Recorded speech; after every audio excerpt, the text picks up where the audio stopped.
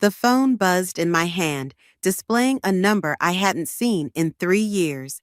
My heart stopped, then started again with a vengeance.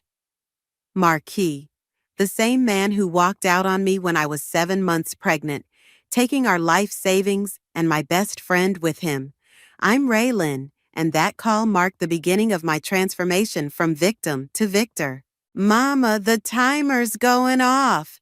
My daughter Grace's voice carried from the kitchen, snapping me back to reality. I silenced my phone and rushed to rescue the chocolate chip cookies from burning. Perfect timing, sweetie.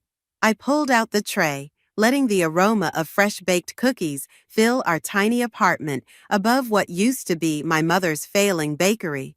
Now it was my sanctuary, my battlefield, and my redemption all rolled into one. Can I have one? Grace reached for a cookie, her dark curls falling into her eyes, just like her father's used to. Let them cool first, baby. I kissed her forehead, trying to push away thoughts of Marquis. But the phone call had opened old wounds. The bell downstairs chimed. Raylin? Alea's voice echoed up the stairs. The food critic from the Chronicle is here. Coming. I straightened my apron and turned to Grace. Remember what we practiced? She nodded enthusiastically. Stay upstairs and play quietly because this is a super important day for Mommy's business. I hurried downstairs, nearly colliding with Stephen, my business mentor, who was arranging display cases. You've got this, he whispered, squeezing my shoulder. Show them what Wilkins Bakery is made of. The food critic sat at our best table, notebook in hand. I approached with our signature dessert, the one that had saved this place from bankruptcy after Marquis left. Welcome to Wilkins. This is our Caribbean rum cake, inspired by my grandmother's recipe. My hands were steady as I set down the plate, even as memories threatened to overwhelm me. The critic took a bite and I watched his eyes widen. This is extraordinary. The moisture, the balance of flavors. My phone buzzed again in my pocket. I ignored it. The secret is in the timing, I explained, pushing thoughts of Marquis aside.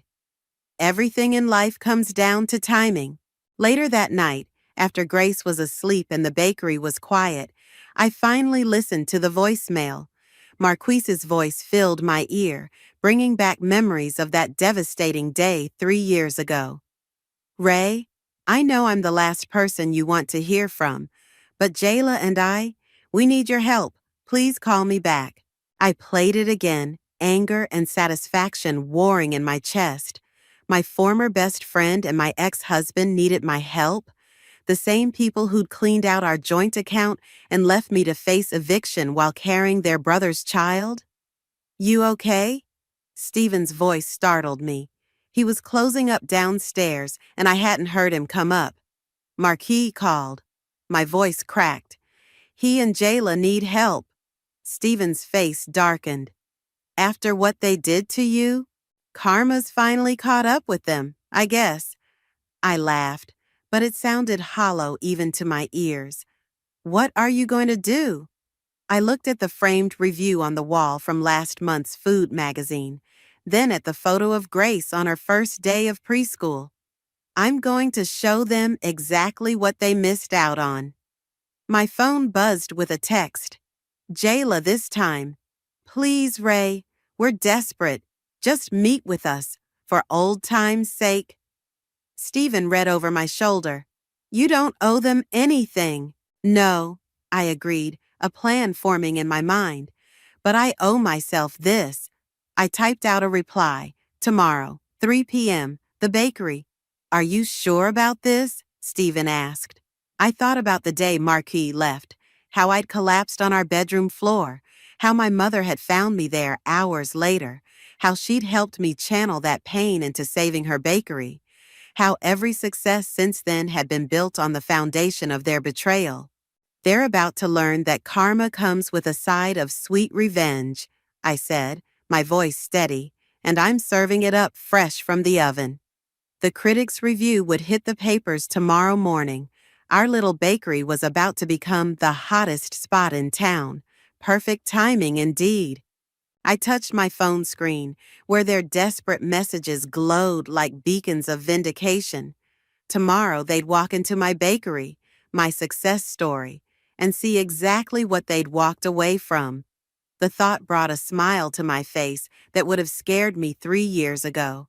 But I'm not the same woman they left behind. That Raylan died the day Marquis walked out. This Raylan? She rose from those ashes, and she's about to serve up a dish best served cold, with a warm smile and a side of karma. Mommy, look, we're on TV. Grace bounced on the couch, pointing at the morning news segment featuring our bakery. The Food Critics Review had gone viral overnight, and local stations were already camping outside our door. That's right, baby. I smoothed her hair, watching myself on screen talking about our signature desserts. The caption read, "Local Bakery's Sweet Success Story." My phone hadn't stopped ringing since dawn. 3 missed calls from Marquis, 2 from Jayla, and dozens from potential investors. Raylan, Alea burst through the apartment door, waving her phone. The lines wrapped around the block, and Steven's already handling interviews downstairs. I checked the time, 9 a.m., 6 hours until I'd face them. Grace, ready for school? I grabbed her backpack, trying to maintain our normal routine despite the chaos. Downstairs was a madhouse. Steven expertly managed the crowd while camera crews set up equipment. The bell above the door chimed constantly. There she is. A reporter thrust a microphone in my face. How does it feel to be the city's newest culinary sensation? I smiled, channeling the confidence I'd built over 3 years. It feels like validation. This bakery represents second chances, proving that sometimes life's biggest setbacks lead to our greatest comebacks. Any specific setbacks you're referring to? Before I could answer, Steven stepped in. Let's focus on the food, shall we? Raylan, why don't you show them the kitchen? By noon, we'd sold out of everything except a few display items. My mother called, crying happy tears. Your father would be so proud, she said. You took our little bakery and turned it into something magical. Thanks, Mom. I wiped flour from my forehead. But listen, Marquise and Jayla are coming today. Silence on the line. Then, do you want me to come over? No, I need to handle this myself. I watched Steven teaching Grace how to make paper airplanes during her lunch break. Besides, I'm not alone. At 2:55 p.m., Steven took Grace upstairs for her nap. Alea stationed herself by the register, pretending to count receipts but really watching my back. The bell chimed at exactly 3 p.m. They walked in together, looking nothing like the confident couple who'd betrayed me 3 years ago. Jayla's designer clothes were replaced by worn jeans and a faded blouse. Marquise's signature swagger was gone, replaced by slumped shoulders and worry lines. Ray? Jayla stepped forward, arms outstretched for a hug. I held up my hand. Don't. My voice was ice. Sit. They slid into a booth, looking small against the backdrop of my success. Press clippings and awards covered the walls behind them. Congratulations, Marquis gestured at the crowded bakery. You've done amazing things here. Cut the small talk. I set down 3 cups of coffee. Why are you here? Jayla's hands shook as she pulled out some papers. Our business, it's failing. We invested everything in a restaurant franchise, but the company was fraudulent. We're facing bankruptcy. And this concerns me because we need a loan, Marquis said quietly. Just enough to keep us afloat until we can sell the property. I laughed, the sound sharp enough to make them flinch. You mean like the money you stole from our joint account? I know we hurt you, Jayla started. Hurt me? I leaned forward. You were my best friend. You were supposed to be my child's godmother. Instead, you helped my husband clean out our savings while I was pregnant. We made mistakes, Marquise admitted. Terrible ones, But we have a daughter now. So do I. My voice cracked. Remember her? The one you abandoned before she was even born? Alea appeared at my side, touching my shoulder. Everything okay here? I nodded, gathering myself. You know what's funny? 3 years ago, I was drowning in debt, pregnant and alone. Nobody offered to help me then, but I survived. I thrived.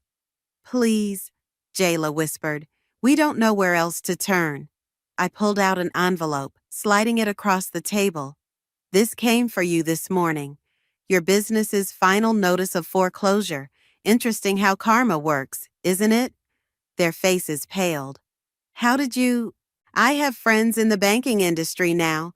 Amazing what success can buy you. I stood up. You have until the end of the month to vacate the property. Ray, wait. Marky reached for my hand. Don't touch me. I stepped back. You wanted my help? Here it is. Sometimes rock bottom is the best foundation to build on. I should know. The bell chimed again as a delivery man entered. Package for Raylan Wilkins? I signed for the envelope, opening it right there. Inside was a contract from a major restaurant group offering to franchise my bakery nationwide. I looked at my former husband and best friend, then at the contract that would cement my success. Now, if you'll excuse me, I have an empire to build. They left quietly, defeated. But as I watched them go, a small voice in my head whispered that revenge might not taste as sweet as I'd imagined. A week after their visit, I was elbow-deep in cookie dough when Alea rushed into the kitchen. Raylan, you need to see this. She held up her phone, showing a local news article. The headline made my stomach drop. Popular restaurant owners face fraud allegations. Workers left unpaid. Scroll down, Alea said softly. There it was, a photo of Marquis and Jayla standing outside their failing restaurant, and beside them, a little girl with familiar eyes. My heart stopped.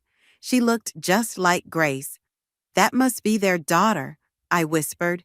Josephine, Alea read from the article. She's 5. The same age as Grace, half-sisters who'd never met. The thought made me dizzy. The kitchen door swung open as Stephen walked in. Have you seen the news? Their employees are protesting outside their restaurant. How many workers? I asked, trying to keep my voice steady. 15. All haven't been paid in 6 weeks. He paused. Some have families, Ray. I threw down my apron. I need air. Outside, the spring air did nothing to clear my head. I walked aimlessly, ending up at the park where Grace and I spent Sunday afternoons. To my shock, I spotted Jayla sitting alone on a bench, her face in her hands. Before I could turn away, she looked up. Her eyes were red-rimmed. Ray, where's Josephine? The question slipped out before I could stop it. At school, where I can still afford to send her. For now. Jayla wiped her eyes. I suppose you've seen the news? Your employees are good people who trusted us. She laughed bitterly. Just like you did. I sat down, leaving space between us. Tell me what really happened. We thought we'd done our research. The franchise seemed legitimate. But after we invested everything, we discovered the parent company was a shell. By then, it was too late. She pulled out her phone, showing me a photo of Josephine. She keeps asking why Daddy cries at night. Something twisted in my chest.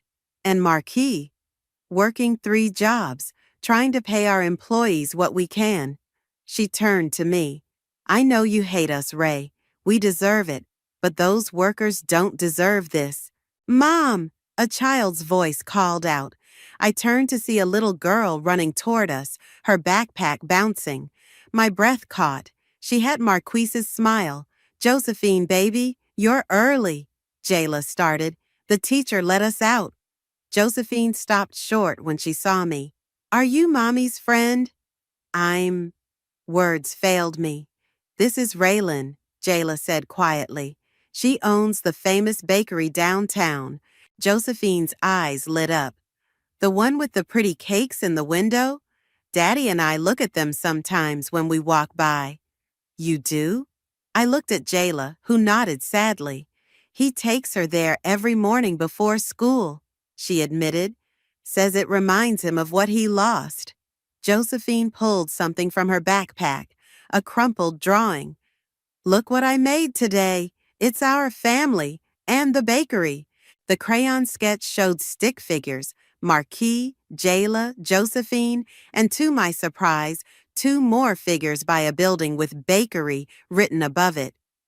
Who are they? I pointed to the extra figures.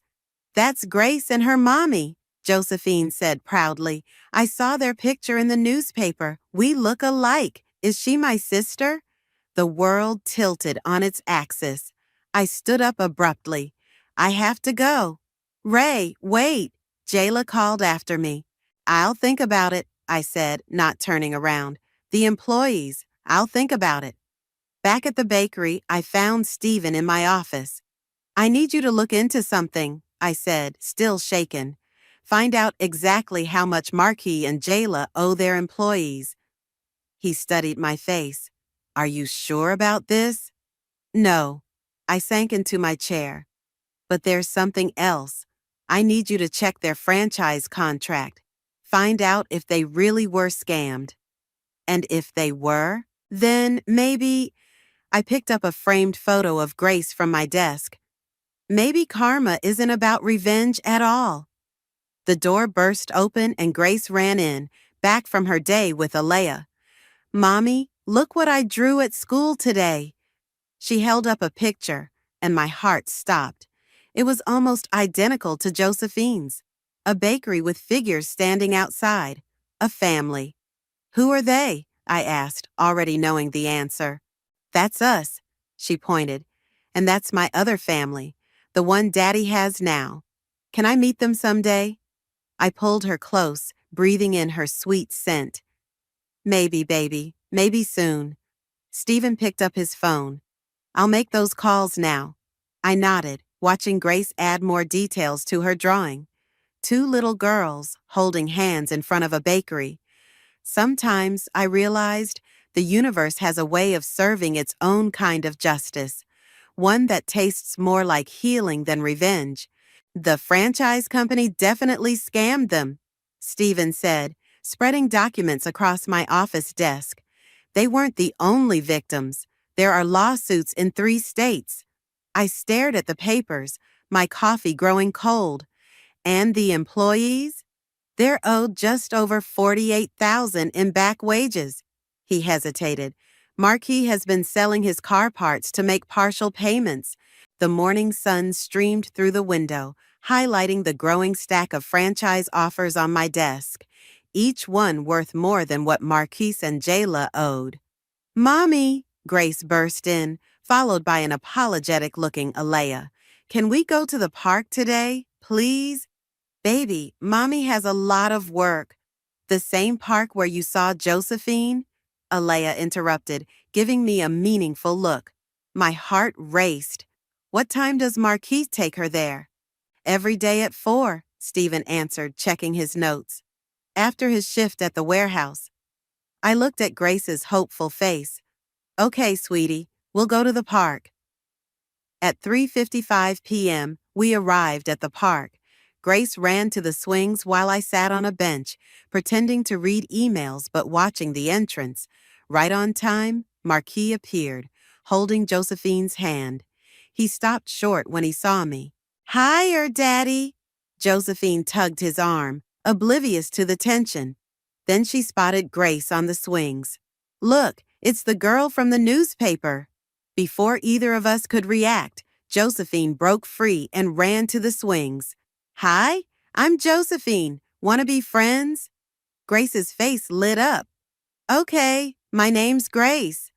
Marquis approached slowly, hands in his pockets. This isn't a coincidence, is it? Sit.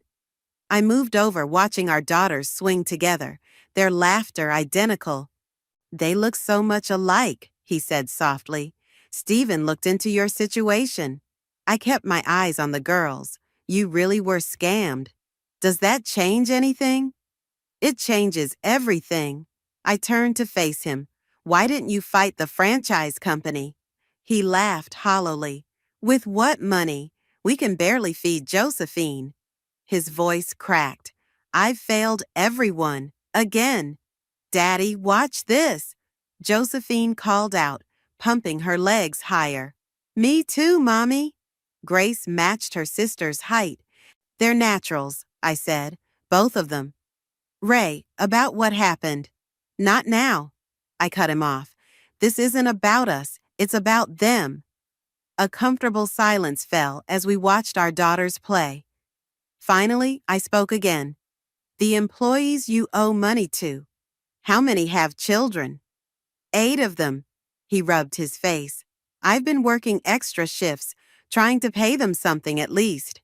And Jayla? Cleaning houses, anything she can find. He looked at me. We're not the same people who hurt you, Ray. We learned our lesson the hard way. Mommy, can Josephine come see the bakery? Grace ran up, breathless. She's never had your special cookies. Josephine followed, eyes wide. Please, Daddy always says they're the best in the world. I caught Marquis blushing. You've never actually tried them? We just looked through the window, Josephine said innocently. Daddy says we don't deserve to go inside after what they did to you. My chest tightened. I pulled out my phone and dialed. Stephen, get the lawyers to draw up those papers we discussed and call everyone in for a staff meeting tomorrow morning. I hung up and turned to the girls. How about we all go to the bakery right now? Really?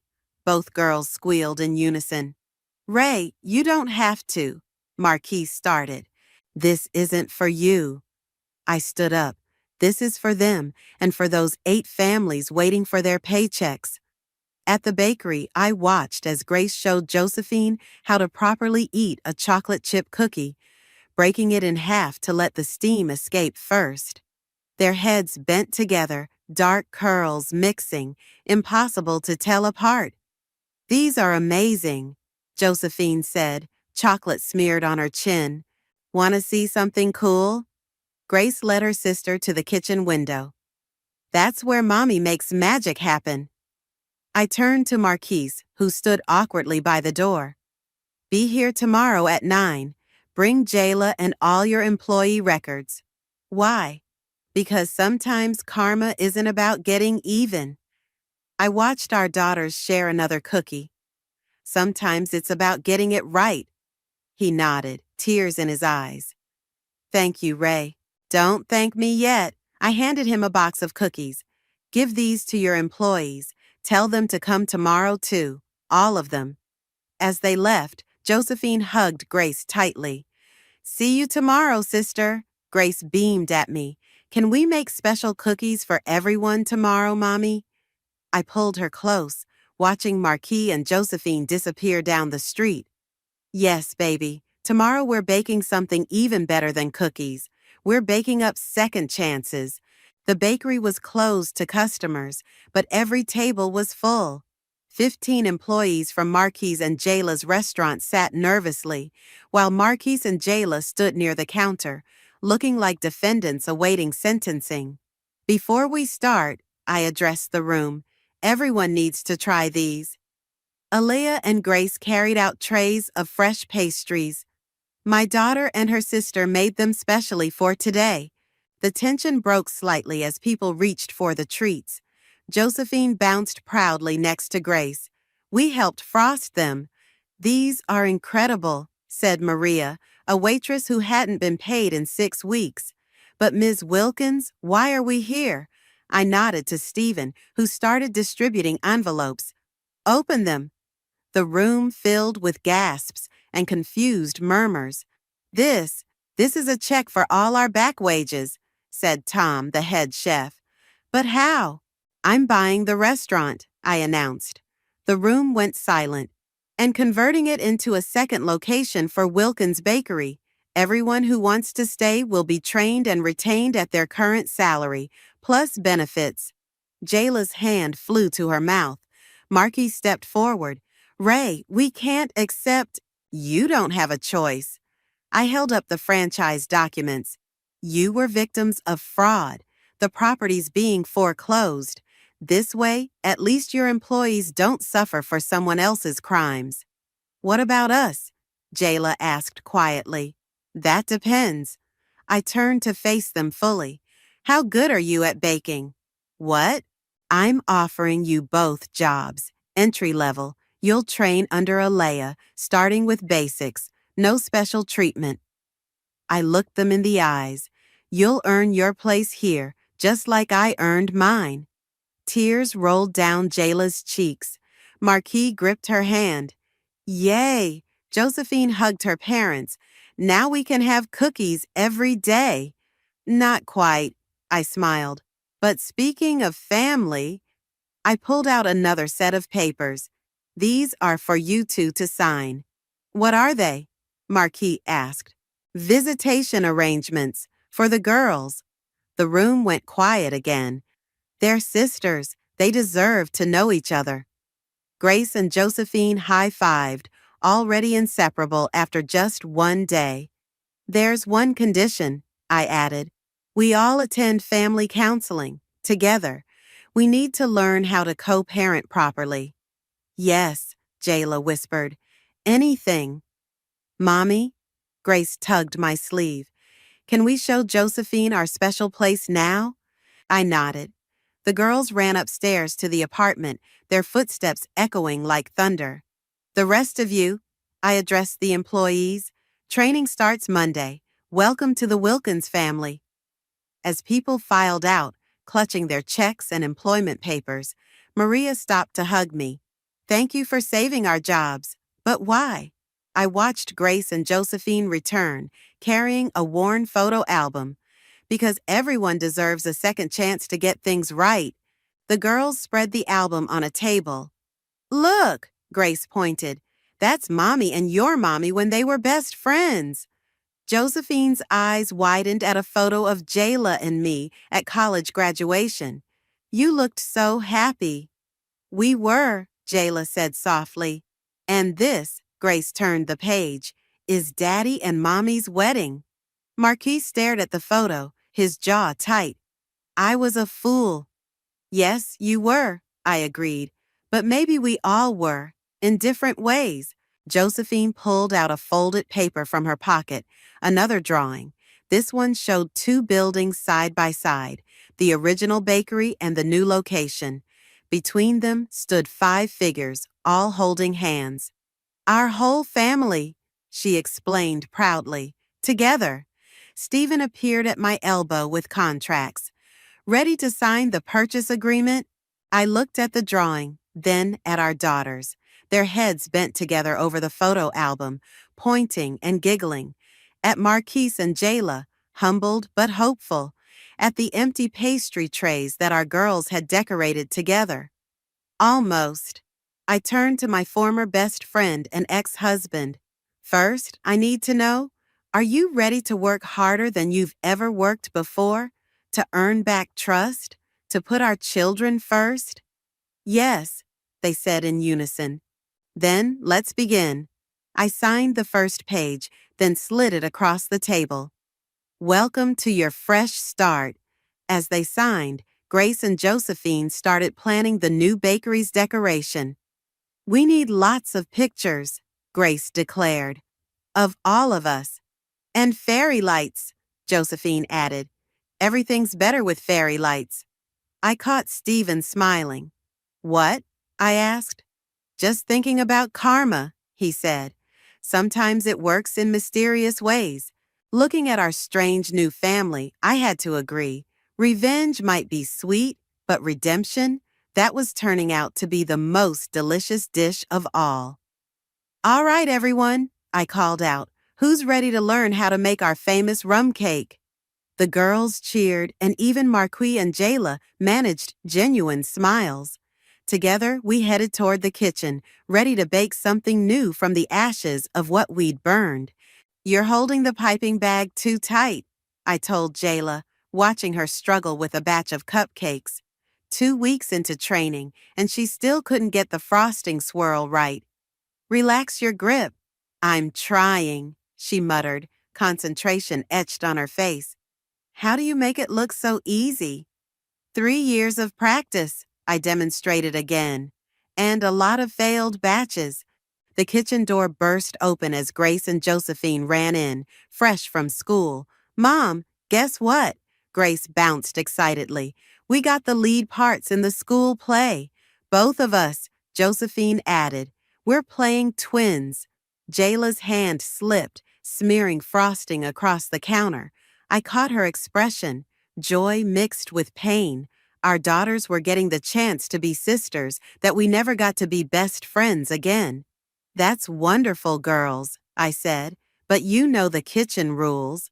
They quickly washed their hands and donned their mini aprons, decorated with their names in glitter paint, a project from their first weekend together. Where's Dad? Josephine asked, reaching for a cookie. At the new location, Jayla answered, meeting with the contractors. The renovation was moving faster than expected. Marquis had surprised everyone with his dedication, showing up early every day to oversee the work. He'd even caught several costly mistakes the contractors had tried to slip past us. Stephen walked in, frowning at his phone. Ray, we need to talk. Girls, why don't you help your mom with those cupcakes? I followed Stephen to my office. He closed the door. Remember that competing bakery that opened across from the new location last month? Sweet Dreams Bakery? What about them? They're owned by the same people who scammed Marcus and Jayla. He handed me his phone. And they're using your recipes. My stomach dropped as I scrolled through their menu. Caribbean rum cake, my grandmother's secret recipe, listed right there. That's impossible. Nobody knows those recipes except... I stopped, looking through the kitchen window at Jayla. Except your former best friend? Stephen finished. The recipes were on your home computer when they left, weren't they? 3 years ago, Jayla had helped me digitize my recipe collection. She'd had access to everything. Get Marquis in here, now. 20 minutes later, Marquis arrived, still wearing his dust-covered work clothes. His face fell when he saw our expressions. Did you know? I demanded, showing him the menu. He paled. Ray, I can explain. So you did know. My voice shook. You sold my family's recipes to those scammers? No. He ran his hands through his hair. They found them on Jayla's old laptop. When we were desperate for money, they offered to buy the recipes. We refused, but they threatened to sue us for even more money if we didn't partner with them. And you didn't think to tell me this when I offered to help you? I was ashamed. He slumped in a chair. We've been trying to make it right. Why do you think I've been at the new location every day? I've been gathering evidence of their operation. Stephen's phone buzzed. He checked it and smiled. He's telling the truth. My contact just sent over their internal emails. They've been using stolen recipes from multiple businesses. I sat down heavily. Why didn't you just come to me? Because I've already hurt you enough. Marky looked through the window where our daughters were decorating cupcakes together, Jayla teaching them how to hold the piping bags properly. I couldn't risk ruining this second chance. The girls' laughter filtered through the glass, and I remembered something my mother once said. Sometimes people deserve the chance to fix what they broke. Okay, I said finally. Here's what we're gonna do. An hour later, we gathered everyone in the kitchen. I laid out our plan to expose the fraudulent bakery while protecting our recipes and our family. But first, I turned to Jayla. I need to know, did you keep copies of the recipes? She pulled out her phone and deleted a folder. Not anymore. Her eyes met mine. I'm choosing our family over everything else. Good, I smiled. Because I'm about to teach you both my real secret recipes, the ones that aren't written down anywhere. Really? Jayla's eyes widened. Really? Starting with my actual Caribbean rum cake recipe. I tossed them both aprons. The one they stole? That was the decoy I keep on my computer. The girls cheered as we gathered around the prep station. Can we help? They asked in unison. Of course. I measured out flour, watching my strange, broken, healing family come together around the kitchen island. Everyone grab a bowl. Today, we're not just baking cake. We're baking justice, Grace announced proudly. With extra rum, Josephine added. Maybe not that last part, Marquis laughed, ruffling her hair. As we worked, I realized that sometimes the sweetest revenge isn't revenge at all. Sometimes it's standing in your kitchen, teaching your family secrets to the very people who once betrayed you, and finding that forgiveness tastes better than any recipe you could ever create. Are you sure about this? Stephen asked as we parked outside Sweet Dreams Bakery. Once we do this, there's no going back. They stole from my family. I checked my hidden microphone. Time they learned what that feels like. Inside, the bakery was a poor imitation of mine. Same color scheme, similar layout, but something felt off, like a knockoff handbag trying to pass as designer. Welcome to Sweet Dreams. A perky salesgirl approached. Would you like to try our famous Caribbean rum cake? Actually, I smiled. I'm here to see Marcus Thompson. Her smile faltered. Do you have an appointment? Tell him Raylan's here. He'll want to see me. Minutes later, a sleek man in an expensive suit emerged from the back office. Ms. Wilkins, what a surprise. I've heard so much about your quaint little bakery. Cut the act, Marcus. We both know where you got my recipes. His smile didn't waver. I'm sure I don't know what you mean. Our recipes are original creations. I pulled out my phone, playing a recording. His voice filled the quiet bakery. Get those recipes from the Waltons, or we'll bury them in lawsuits. Their bankruptcy works in our favor. The salesgirl's eyes widened. Customers stopped eating, listening. My office, now.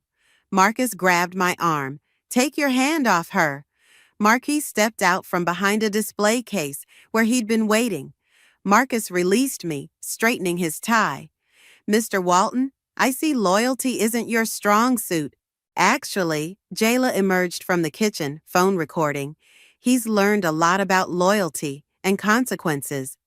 In the office, Marcus tried to maintain control. Whatever you think you have, we have everything. I placed a USB drive on his desk. Every email, every threat, every stolen recipe from every baker you've scammed. The police are very interested in your franchise scheme. You're bluffing. Check your phone. He did, face paling as messages flooded in. His other locations were being raided by police right now. Here's what's going to happen, I said calmly. You're going to sign over this location to me as compensation. Your choice. Do it voluntarily or do it through court while sitting in jail. You can't? We already did. Stephen walked in with 2 police officers. The warrant just came through. As Marcus was led out in handcuffs, I heard familiar voices outside. Grace and Josephine had arrived with my mother, right on schedule. Is it over, Mommy? Grace asked. Almost, baby. I watched as former Sweet Dreams employees gathered, looking lost. Actually, it's just beginning. I addressed the staff. Anyone who wants a job at Wilkins Bakery, line up here. We're expanding, and we need good people. Even though we worked for him? The salesgirl asked. Everyone deserves a second chance. I caught Jayla's eye. Right? She nodded, tears streaming. Right. Later that evening, we gathered at the original bakery. The girls had insisted on making celebration cookies, and no one could say no to their matching puppy dog eyes. To new beginnings. Stephen raised his coffee cup. And old recipes made right, Marquis added, watching Jayla teach their daughter the proper way to measure flour. Mom, Grace tugged my sleeve, can we show them the surprise now? What surprise? Jayla asked. The girls ran upstairs, returning with a large wrapped canvas. We made it in art class. They unveiled it together, a painting of both bakery locations with a rainbow connecting them. Written across the top in childish letters, "Our family's sweet success." "Look," Josephine pointed, "that's all of us holding hands, even Uncle Stephen." Stephen pretended to wipe dust from his eye. "It's perfect," I said, hugging both girls. "We'll hang it where everyone can see it." "In the middle," Grace declared. "Between both bakeries," Josephine agreed. Marquis cleared his throat. "Ray, there's something else we need to tell you." My heart stopped. "What?" "Show her." Jayla nudged him. He pulled out a worn envelope. "Remember when we first met? In college? The campus bake sale." How could I forget? It was where this all began. "You sold me a chocolate chip cookie. I kept the wrapper." He opened the envelope. Inside was a faded paper wrapper with my handwriting. "Made with love by Raylan." "You kept that? All these years?" "It reminded me of who you were, who I was supposed to be." He took a deep breath. "Who I want to be again." "We both do," Jayla added softly. The girls watched us, hands clasped together, as if they'd known all along that this moment would come. "Well," I said finally, "we better start baking then. Tomorrow's a big day." "Why? What's tomorrow?" the girls asked in unison. I smiled, looking at my strange, beautiful, rebuilt family. "Tomorrow we start writing our new recipe, together." "With extra chocolate chips?" Grace asked hopefully. "And fairy lights?" Josephine added.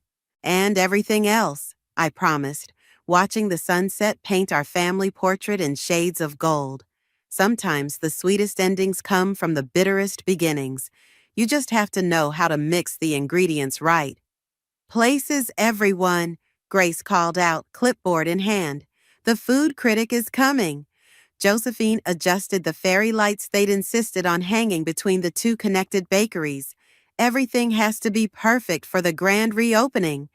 I watched my daughter's direct staff members like tiny generals, matching aprons swishing as they moved. The walkway between the original Wilkins Bakery and our new location buzzed with energy.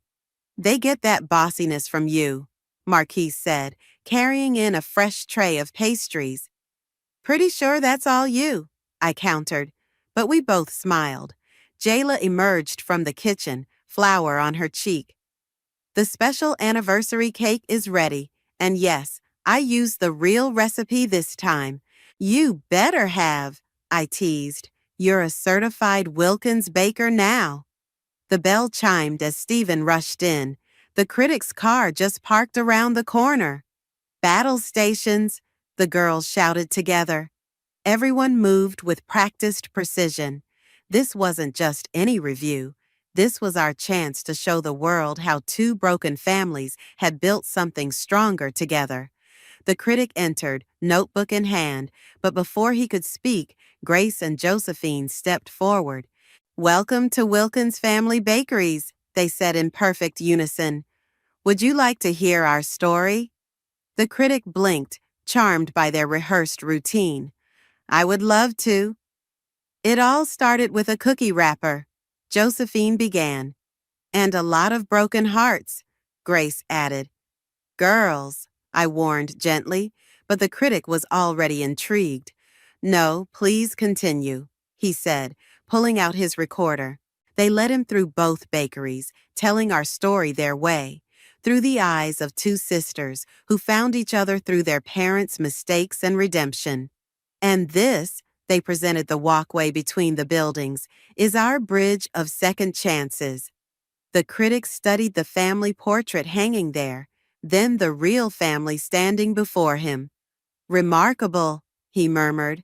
"But tell me, what makes your bakeries different from all the others?" "That's easy," Grace said. "Try this." She offered him our signature cookie, the same recipe I'd used at that college bake sale years ago. He took a bite, and his eyes widened. "This tastes like home," Josephine finished.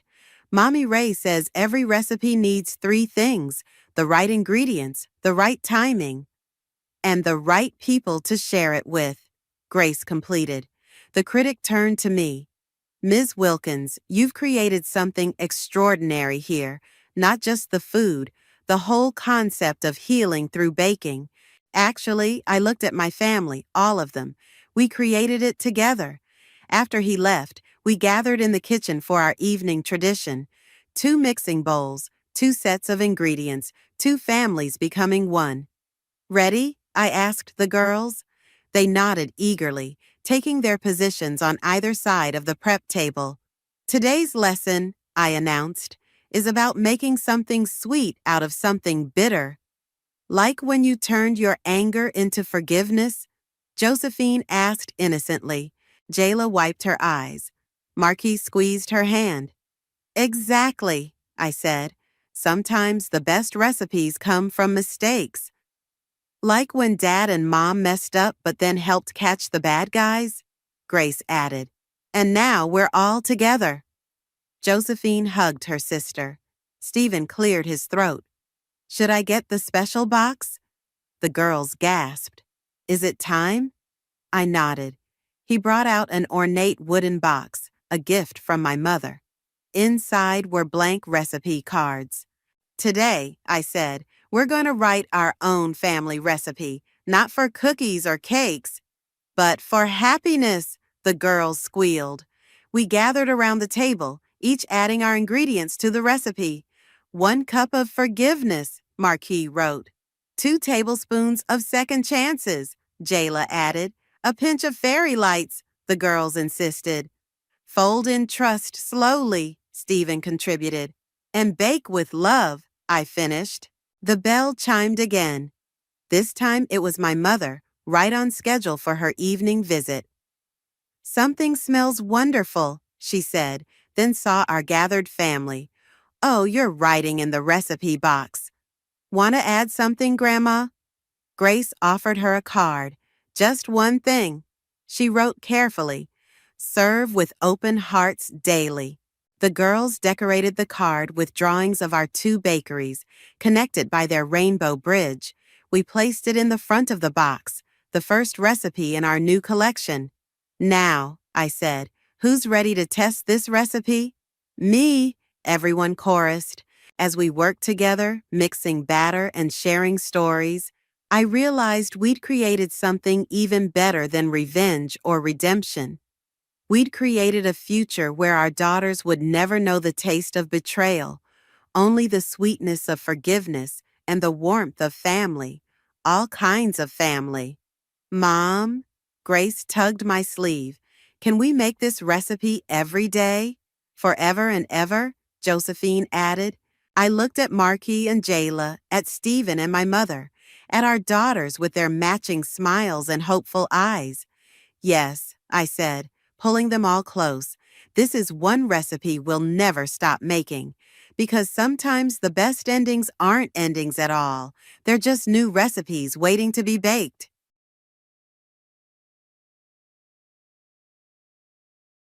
I've lived with my dad for as long as I can remember.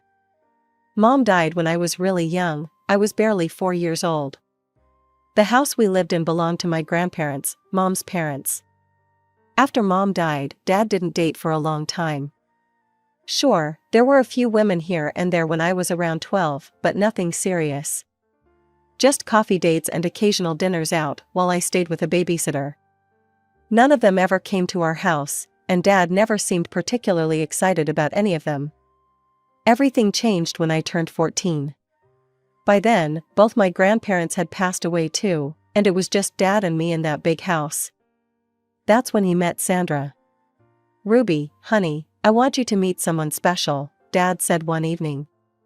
He had this nervous smile on his face that I'd never seen before. This is Sandra. Sandra was tall and elegant, with perfectly styled blonde hair and manicured nails. But what caught my attention were the 2 people standing behind her, her kids.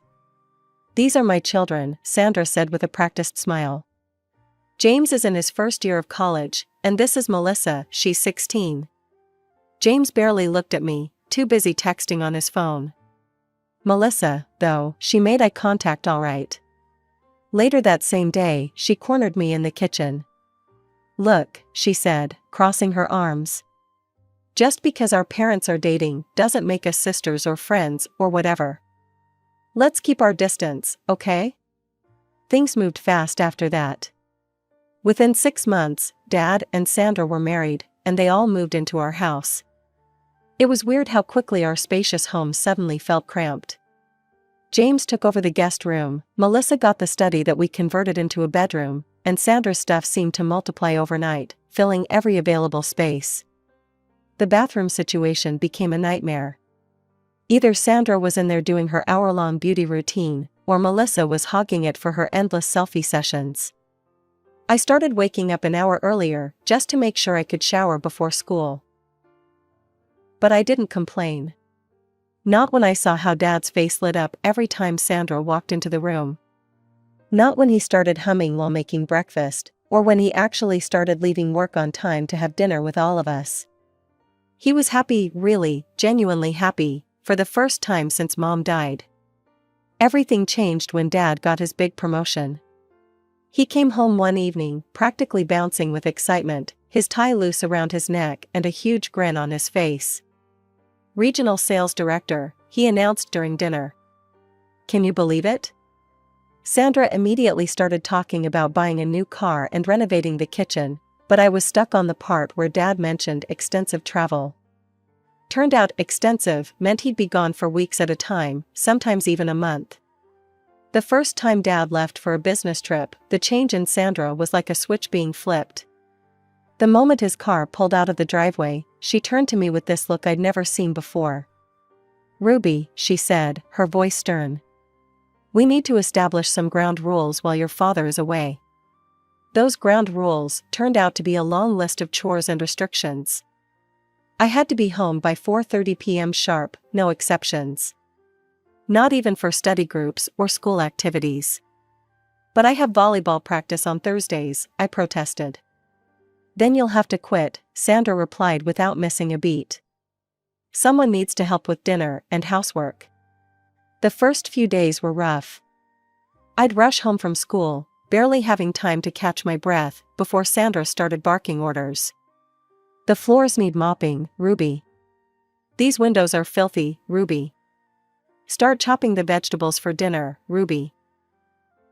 Meanwhile, Melissa would sprawl on the couch, phone in hand, giggling at whatever her latest boyfriend had texted. James was rarely home, but when he was, he'd leave his dishes in the sink and his laundry for someone else to do.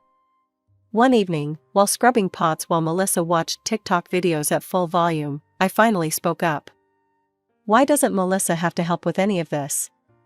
Sandra's head snapped up from her magazine. "Melissa needs to focus on her college preparations. She can't waste time on housework." "But she's just what?" Sandra's voice had that dangerous edge to it. I glanced at Melissa, who was now filming herself doing some dance trend, definitely not studying. "Nothing," I mumbled, turning back to the dishes. The worst part wasn't even the endless chores or the unfair treatment. It was how Sandra would completely transform whenever Dad called or came home. She'd put on this exhausted act, slumping in her chair and sighing dramatically. "Oh, honey, you have no idea how hard it's been," she'd say when Dad walked through the door. "Managing the house all by myself, taking care of everything." And Dad, sweet, oblivious Dad, would kiss her forehead and pull out some gift he'd bought during his trip, a designer handbag, expensive perfume, or jewelry that probably cost more than all my belongings combined. "You're such a trooper," he'd say, while she preened and showed off her latest present to Melissa. "I don't know what we'd do without you." I'd stand there in the background, my hands raw from cleaning, homework still waiting to be done, watching this performance play out. Sometimes I caught Melissa smirking at me from behind her phone, but I kept my mouth shut. What was the point of saying anything? Dad was happy, successful, and in love. The years crawled by, and before I knew it, I was in my senior year of high school. James had graduated college 2 years ago, but was still living at home, claiming he was looking for the right opportunity. Mostly this meant playing video games in his room and occasionally going on interviews that mysteriously never worked out. Melissa was in her third year at the local college, which meant she too was still at home, maintaining her reign over the bathroom and continuing her tradition of never lifting a finger to help. My 18th birthday came around in early spring. I didn't expect much. Sandra had made it clear that excessive celebration wasn't necessary. "We'll just have a small family dinner," she announced, not bothering to look up from her phone. "No need to waste money on a big party." I tried not to think about Melissa's 18th birthday 2 years ago.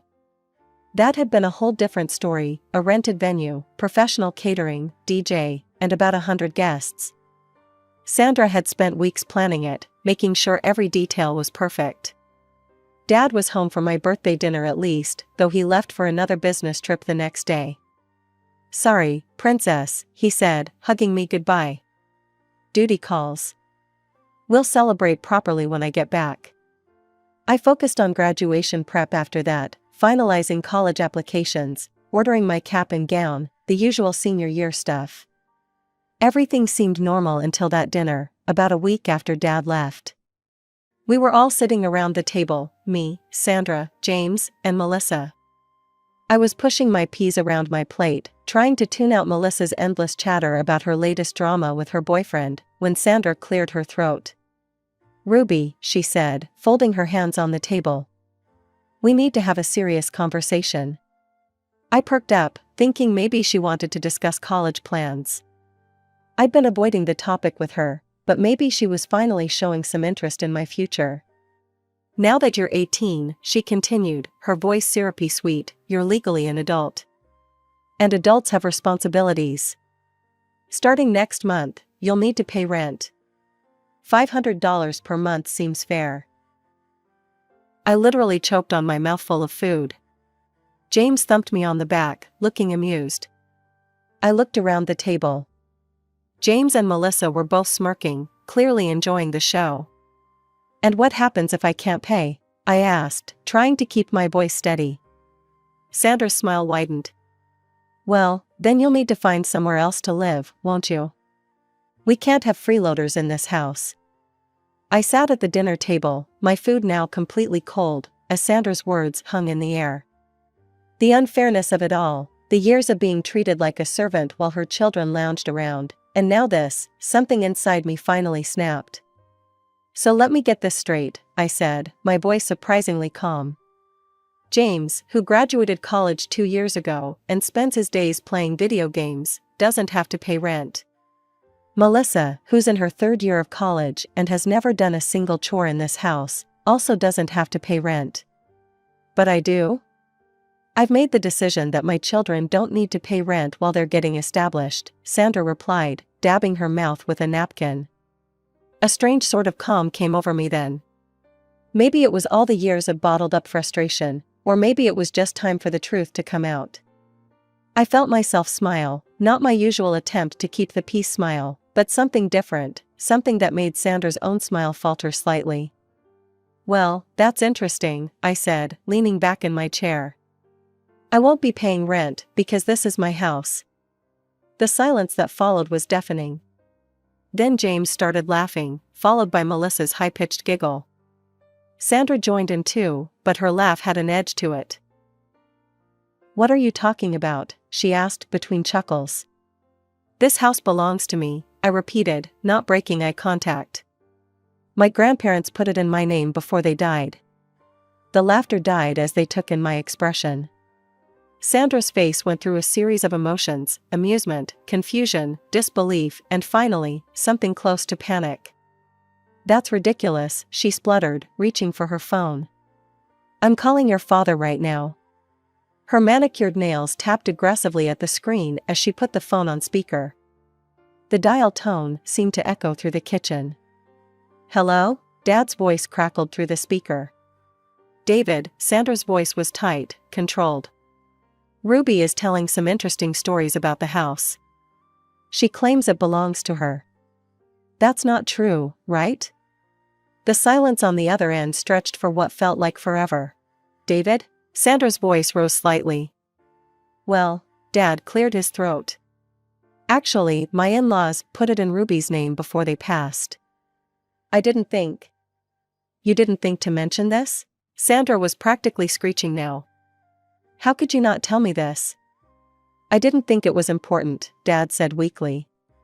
It never seemed relevant. Not relevant? Sandra's face was turning an interesting shade of red. Not relevant that your teenage daughter owns our house? She hung up before Dad could respond, nearly throwing her phone onto the table. The kitchen was silent except for the hum of the refrigerator. James and Melissa were staring at me like they'd never seen me before. Sandra took several deep breaths, visibly trying to compose herself. When she finally spoke, her voice was artificially bright, though I could hear it trembling slightly. Well, she said, forcing a laugh that sounded more like a hiccup. This has all been a big misunderstanding. Of course you don't need to pay rent, Ruby. Let's just forget this whole conversation happened, shall we? I'd lost my appetite completely. Without a word, I stood up and left the kitchen, heading for the stairs. As I climbed to the second floor, I could hear urgent whispers coming from below, Sandra's harsh whispers mixing with James and Melissa's agitated voices. By 6 the next morning, I was already awake, staring at my ceiling and thinking about how everything had changed in just a few hours. Around 7, I heard movement downstairs, the familiar sound of Sandra making her morning coffee. I was about to head down for breakfast when I heard her voice floating up from the living room. She was on the phone, her tone hushed but intense. David, you need to do something about this situation, she was saying. Your daughter can't just. We need to get her to leave. I froze on the stairs, holding my breath to hear better. I know it's her house, David, Sandra continued, frustration evident in her voice. But she's making things difficult. She doesn't fit in here anymore. She's becoming a problem. There was a pause while Dad spoke. Even from where I stood, I could hear the uncertainty in his voice. But Sandra, it is her house. I can't just kick her out. Nobody's talking about kicking her out. Sandra's voice took on that syrupy sweet tone she used when she was manipulating someone. We just need to guide her in the right direction. What about those colleges she applied to? The ones in other states? You could encourage her to go to one of those. Tell her it would be good for her independence. My stomach clenched as I heard Dad's response, maybe you're right. I'll talk to her about moving away for college. It might be better for everyone. I waited until Sandra hung up before walking into the kitchen, keeping my face carefully neutral. I busied myself with getting a bowl and some cereal, pretending I hadn't heard anything. James and Melissa shuffled in shortly after, both looking like they'd rather be anywhere else. Sandra swept in last, her phone still in hand. Good morning, everyone, she said brightly, as if last night had never happened. We all sat there, the only sound the crunching of cereal and the occasional clink of spoons against bowls. And then, as casually as if I was commenting on the weather, I said, by the way, starting next month, you'll all need to start paying rent. Sandra's piece of toast stopped halfway to her mouth. James dropped his phone into his cereal bowl. Melissa's spoon clattered against her bowl. Excuse me? Sandra's voice was barely a whisper. Rent, I repeated, taking another bite of my cereal. I'm thinking, $500 per person seems fair. That's what adults do, right? They pay their own way? Sandra's face had gone pale, then red. She coughed, clearly having inhaled some of her coffee. You can't be serious. Oh, I'm very serious. But we're family. Sandra sputtered, her composure cracking. Family doesn't charge family rent. That's not how things work. Wasn't it you who just yesterday demanded that I pay rent? I asked, still maintaining my calm demeanor as I stirred my cereal. Sandra's face flushed. She set her coffee cup down with a sharp click against the table. That was different. I was trying to teach you about financial literacy. To prepare you for the real world.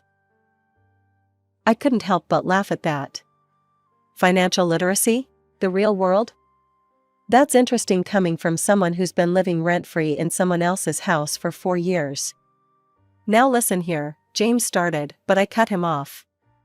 No, you listen. You graduated college 2 years ago. You don't have a job. You spend all day playing video games and eating food that I help pay for with my part-time job. Maybe it's time for you to learn about financial literacy too. I turned to Melissa. And you? When was the last time you even did your own laundry? How dare you? Sandra's voice was rising. After everything I've done for this family. What exactly have you done? I asked, genuinely curious. Made me do all the housework while your kids did nothing? Tried to charge me rent for my own house? Plotted with Dad this morning to try to get rid of me? Her eyes widened. You were listening? I heard everything, I confirmed, pushing my bowl away. And you know what? Maybe you're right. Maybe it is time for some changes around here. So here are your options, either start paying rent, all of you, or find somewhere else to live. Sandra's face turned an alarming shade of red. This is revenge. You're just a spiteful, cruel child who's jealous of my children. Paying rent? Melissa scoffed, finally finding her voice. Or what? Are you going to kick us out of the house?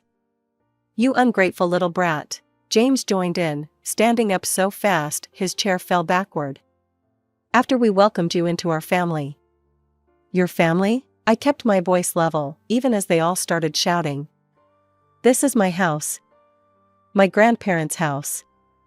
You're the ones who moved in here, remember? You'll regret this, Sandra hissed, pushing away from the table. You have no idea what you're doing. James, Melissa, pack your things. We're leaving. I watched in silence as they stormed off, thundering up the stairs. Sandra paused at the doorway, turning back to me with eyes full of venom. You'll pay for this, she spat. Your father will hear about everything. I just sat there, finishing my now soggy cereal, as the sound of drawers slamming and angry muttering filtered down from upstairs. Within an hour, they had thrown some bags together and were stomping out the front door. Sandra didn't even bother closing it behind her, just stormed out to her car with James and Melissa in tow. The house felt strange in its newfound silence. I wandered from room to room, straightening things they'd left askew in their hurried departure, trying to process everything that had happened. It wasn't until mid-afternoon that my phone rang. Dad's name flashed across the screen. I took a deep breath before answering. Hello? What the hell do you think you're doing? Dad's voice exploded through the speaker. I had to hold the phone away from my ear. Sandra just called me in hysterics. How could you be so cruel? Something inside me snapped. After years of trying to keep the peace, of staying quiet, of being the good daughter, I'd had enough. Cruel? I cut him off mid-rant. That's interesting, Dad. Where was all this concern about cruelty when your wife tried to charge me rent for living in my own house? Did you think that was kind? There was a pause on the other end of the line. When Dad spoke again, his voice was quieter, uncertain. What are you talking about? Sandra never. Don't. My voice was shaking now. Don't you dare pretend you didn't know. I heard you on the phone with her this morning, Dad. When she was trying to convince you to make me move out, and you agreed to it. Remember that conversation? The silence that followed was deafening. I could practically see him squirming, the way he always did when caught in a lie. Ruby, honey, you don't understand. He seemed to gather himself, and suddenly his voice hardened again. You're destroying this family, Ruby. Is that what you want? Sandra is threatening to divorce me over this. I sank down onto the couch, the same couch where Melissa used to sprawl for hours while I did her share of the housework. She says she'll divorce you unless I apologize? For what? For owning my own house? For standing up for myself? She's my wife, Dad's voice cracked. She says either you apologize for how you treated her and her children, or she's leaving me. Is that what you want? To ruin my marriage? I looked around the living room, at the photos on the walls, mostly of Sandra's family now, with just one small picture of Mom still tucked away in the corner. When I spoke again, my voice was steady. "I'm not apologizing, Dad. Not for this." The line went dead. He'd hung up on me. My graduation day came and went like a blur. The ceremony was beautiful, but the empty seats in the family section felt like a physical weight on my chest. My best friend Sarah's parents took photos of us together and invited me to their celebration dinner. They didn't mention the obvious absence of my family, but their hugs lasted a little longer than usual. I spent the next couple of days sorting through college acceptance letters and trying to figure out my next steps. The house felt both empty and peaceful, until a familiar car pulled into the driveway one afternoon. Dad got out first, followed by Sandra, James, and Melissa. They looked like they were headed to a business meeting rather than visiting family, all dressed up and wearing identical stern expressions. I met them at the door before they could knock. "Ruby," Dad said, his voice formal. Sandra stood just behind his shoulder, nodding encouragingly like he was a puppet and she was pulling the strings. "We've come to resolve this situation." I leaned against the doorframe, waiting. "I'm willing to forgive your recent behavior," he continued, choosing his words carefully. "We can all move back in and things can go back to normal. But you need to apologize to Sandra and her children for how you treated them, and of course, drop this ridiculous idea about rent." I looked at each of their faces, Dad's forced smile, Sandra's smug expression, James and Melissa's matching sneers. For years of memories flashed through my mind, countless nights of doing their chores, being treated like a servant, watching Dad slowly turn into someone I barely recognized. "No," I said simply. Dad's facade cracked. "Then you leave me no choice. If you can't be reasonable about this, if you can't be part of this family, then I'm done. I'm leaving, and I'm disowning you. Is that what you want?" I felt oddly calm as I replied, "That's your choice, Dad. You've made it clear who you choose, your wife and her children over your own daughter. Just like you've been doing for years." Sandra gasped dramatically. "How dare you? You ungrateful little witch. You've always been jealous of my children, always trying to come between us and your father." "One more word," I cut her off, pulling out my phone, "and I'm calling the police for harassment." "Your choice." The threat of police involvement shut her up fast. Dad started gathering the few belongings he'd left behind, working in tense silence. No one spoke as he packed his things into boxes, as he carried them to the car, as he made his final trip through the house where he'd raised me. He didn't say goodbye. Neither did any of them. They just got in their car and drove away, leaving nothing but tire tracks in the driveway. That was 3 months ago. I'm writing this from my dorm room at Northwestern University, over 1,000 miles from home. The house is being managed by Anderson Real Estate. They found good tenants, a young family with 2 little girls. The rental income more than covers my college expenses and lets me focus on my studies without worrying about money. I hear bits and pieces about Dad through mutual friends. He's renting a 3-bedroom apartment across town, still at his job with the fancy title and good salary.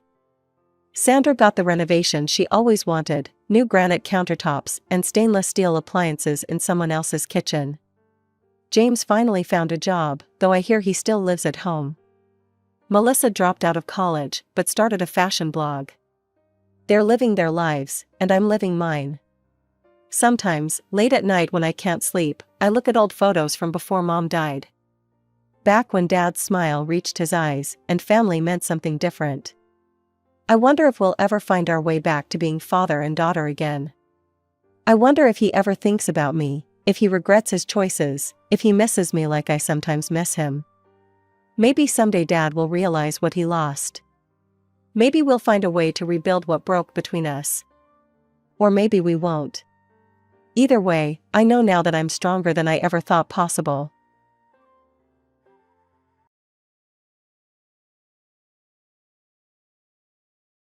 I still remember the day Dad died. I was only 10, and it felt like someone had ripped my world apart. My name is Rachel, and before that terrible day, my life was full of adventure and joy. Every weekend, Dad and I would head out early in the morning, our bikes gleaming in the sunrise as we raced through the park. "Come on, Rachel, you can do it," he'd shout during my track meets, his voice carrying across the field. We'd spend hours training together, and he never missed a single one of my sports events. Whether it was soccer practice or a simple jog around the neighborhood, Dad was always there, cheering me on with his bright smile and endless enthusiasm. But everything changed after the funeral. Mom, who had always watched our sporty adventures with mild disapproval, suddenly became determined to transform me into someone else entirely. "Rachel, honey, put those running shoes away," she'd say, her voice tight with disappointment. "I bought you some lovely new ballet flats. Wouldn't you rather try those?" The changes came gradually at first, then like an avalanche. Gone were the weekend sports activities, replaced by shopping trips for dresses and makeup. Mom started buying me beauty magazines instead of sports equipment, and every birthday brought another pile of cosmetics I never wanted to use. "Sit still, Rachel," she'd command, trying to apply mascara to my fidgeting face. Every young lady needs to learn these things. But I didn't want to be a young lady. I wanted to run, to feel the wind in my hair, to race against my own best times like I used to do with Dad. The mirrors in our house became my enemies, reflecting back an image of what Mom wanted me to be, not who I was. It was clear that I wasn't the daughter she wanted. Every time I chose sneakers over heels or picked up a basketball instead of a makeup brush, I could see it in her face, that mix of frustration and disappointment that made me feel like I was somehow broken. 3 years passed this way, with Mom and me locked in a silent battle over who I should be. Then she met him, a widower, Richard, with a 9-year-old daughter, Anna. At first, I was hopeful that having someone new in the house might make things better. Maybe Mom would be happier and stop trying to change me so much. But Anna turned out to be a nightmare. She was everything I wasn't, perfectly dressed in frilly outfits, obsessed with makeup, and absolutely vicious when the adults weren't looking.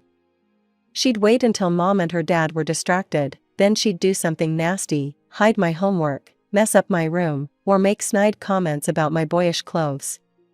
"She's just expressing herself," they'd say, while I sat there, knowing the truth. This wasn't independence or spirit, it was pure malice, carefully calculated to make my life miserable. And the worst part was, because she was younger than me, I couldn't do anything about it without looking like the bad guy. The wedding was small and quick, held in our backyard on a sunny Saturday afternoon. I stood there in an uncomfortable bridesmaid dress, watching my mom beam at her new husband and his daughter. They moved in the very next day, bringing boxes full of pink, frilly things that seemed to take over our home like an invasion.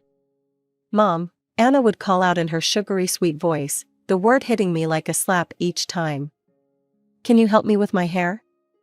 And Mom would rush over, practically glowing with joy, while I stood in the doorway, invisible. It was like watching some twisted play where everyone had their perfect roles except me.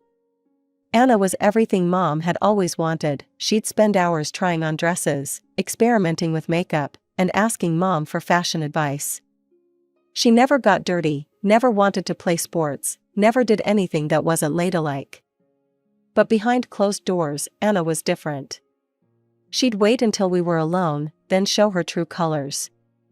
One morning, I woke up late for school because she'd snuck into my room and turned off my alarm clock.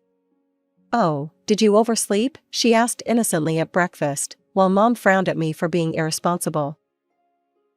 It got worse from there. She'd accidentally spill nail polish on my favorite sports jerseys, or forget she was supposed to share the bathroom. I'd end up washing my face in the kitchen sink, trying to get ready for school while she took hour-long showers. "Mom," I tried explaining one day after finding my homework soaked with water. "She's doing this on purpose." Mom just sighed and exchanged looks with my stepfather. "Girls, you're sisters now. You need to work these things out yourselves." "That's right," Richard agreed, patting his daughter's head. "You two just need to learn to get along." But how could we get along when she was deliberately making my life hell? She'd hide my things, mess up my room, and then play innocent when I got angry. And the worst part was, Mom believed her act completely. That's when I started spending more time at Grandma's house.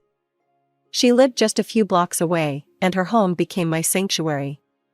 There, I didn't have to pretend or compete for attention. I could just be myself. "Are you sure everything's okay at home, Rachel?" Grandma would ask, her wise eyes seeing more than I wanted to share. "Yeah, I'm fine," I'd say, not wanting to burden her with the truth. "I just like spending time with you." She'd smile and squeeze my hand, and somehow that simple gesture meant more than all of Mom's forced attempts at bonding. At Grandma's house, there were no beauty magazines, no constant criticism of my clothes or behavior, no stepsister's mind games. Just acceptance and love, plain and simple. The years dragged by until finally, I made it through high school. I spent months researching colleges, staying up late to perfect my applications and essays. I applied to several schools, hoping at least one would accept me. When the acceptance letters started coming in, I could barely contain my excitement. 3 colleges wanted me, but one stood out from the rest. It offered a partial scholarship and was several states away. Perfect. I rehearsed how I'd tell Mom and my stepfather about it. Maybe this time would be different. Maybe they'd finally be proud of me. I chose breakfast time, when everyone was usually in a good mood. "I got accepted to 3 colleges," I announced, trying to keep my voice steady. "One of them is offering me a partial scholarship." Mom looked up from her coffee, her expression unreadable. Anna, now 14 and even more insufferable than before, paused mid-bite of her toast.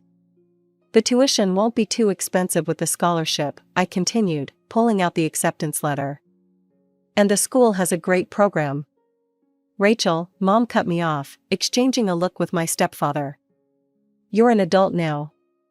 You need to figure out how to handle your own problems." I felt like I'd been slapped. But I thought. "We don't have money for your college right now," she said, pursing her lips. "We're saving up for your sister's education." Anna's face lit up with smug satisfaction. When Mom wasn't looking, she stuck her tongue out at me, like the mature 14-year-old she was. "But that's years away," I protested. "And with the scholarship?" I said no, Rachel.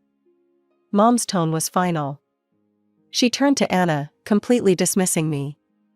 "Sweetie, don't forget you have dance practice today." "I won't, Mom," she replied sweetly, emphasizing the word mom while smirking at me. I couldn't take it anymore. I pushed back my chair and left the table, my breakfast barely touched. Nobody called after me. Nobody came to check if I was okay. I could hear Mom and my stepsister chatting and laughing as if I hadn't even been there. In my room, I let the tears fall. All those years of hard work, of maintaining good grades while dealing with my stepsister's torment, and this was what I got. They were saving for her college, but couldn't spare anything for mine? The next morning, I went straight to Grandma's house. She took one look at my face and pulled me into a hug. "What's wrong, sweetheart?" she asked, leading me to her cozy kitchen. The familiar smell of coffee and fresh bread wrapped around me like a comfort blanket. I told her everything, about the acceptance letters, the scholarship, and Mom's rejection. With each word, I could see Grandma's expression growing darker. Grandma's hands clenched around her coffee mug. "That's absolutely ridiculous." Sarah's forgotten herself completely. She reached across the table and took my hand. "Don't you worry about college, Rachel. I'll pay for it."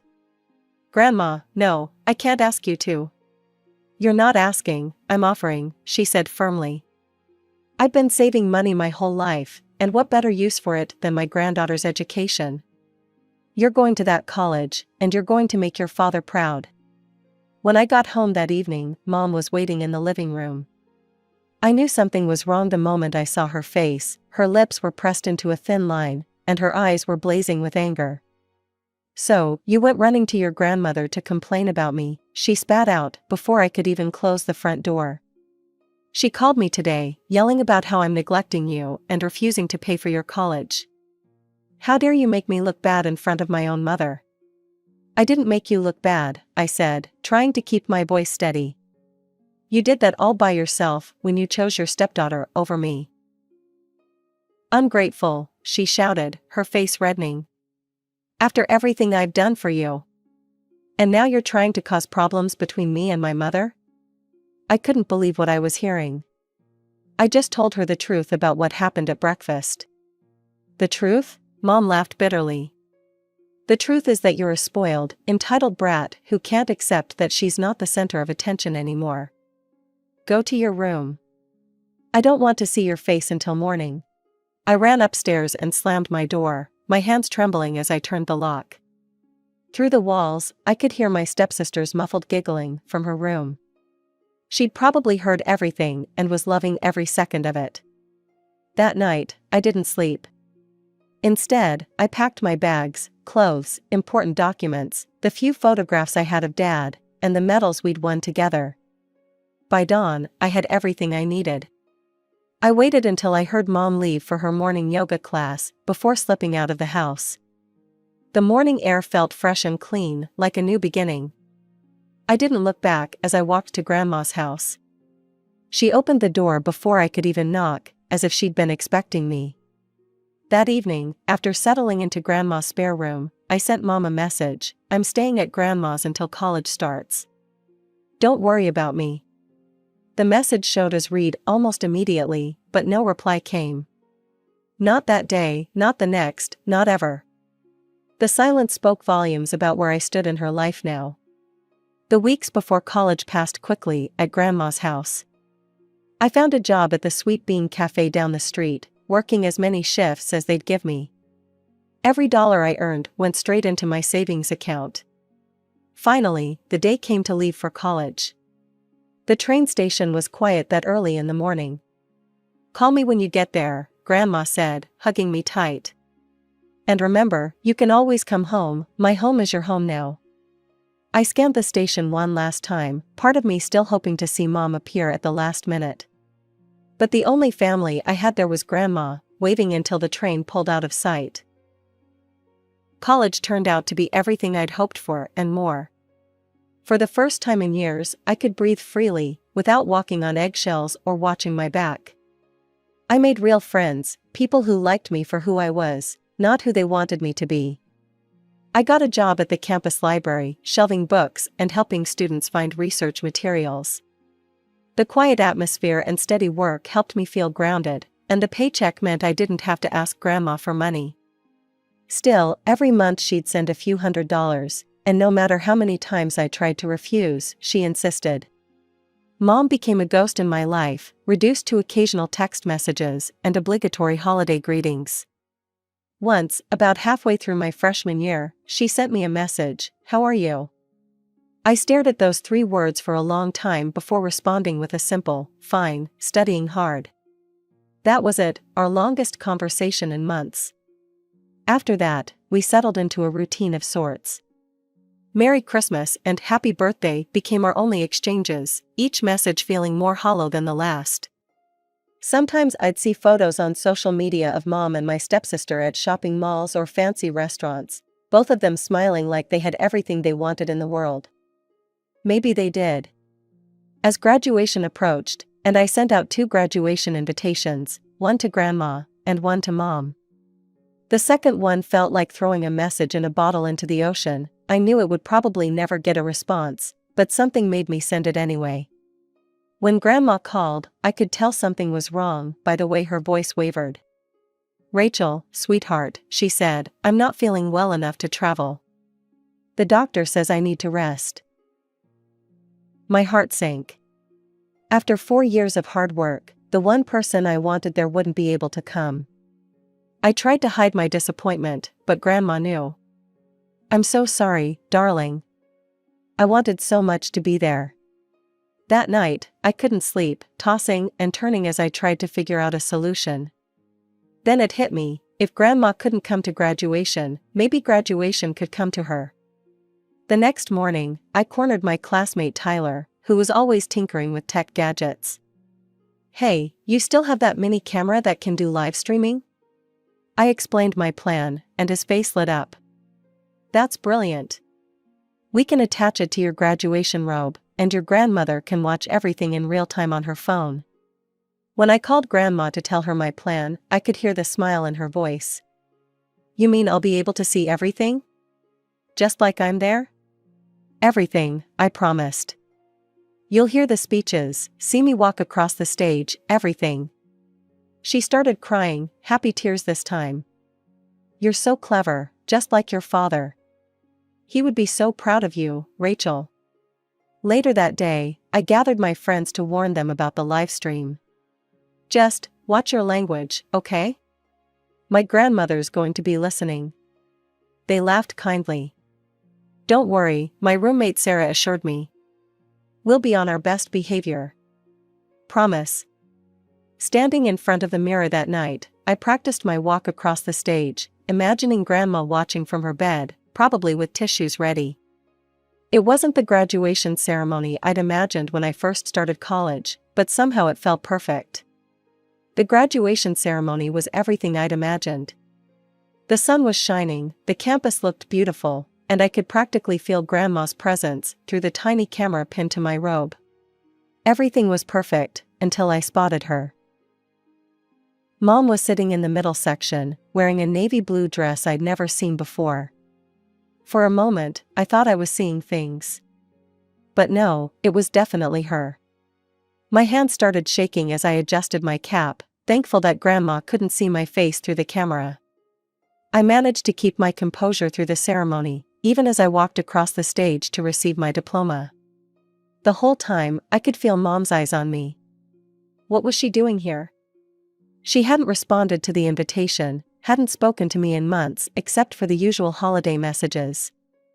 After the ceremony, while my friends were taking pictures and hugging their families, she appeared at my elbow. Rachel, she said, touching my arm. Can we talk privately? My throat tightened, but I nodded. We moved away from the crowd, to a quiet spot under a large oak tree. For a moment, hope fluttered in my chest. Maybe she'd finally realized what she'd done. Maybe she was here to apologize.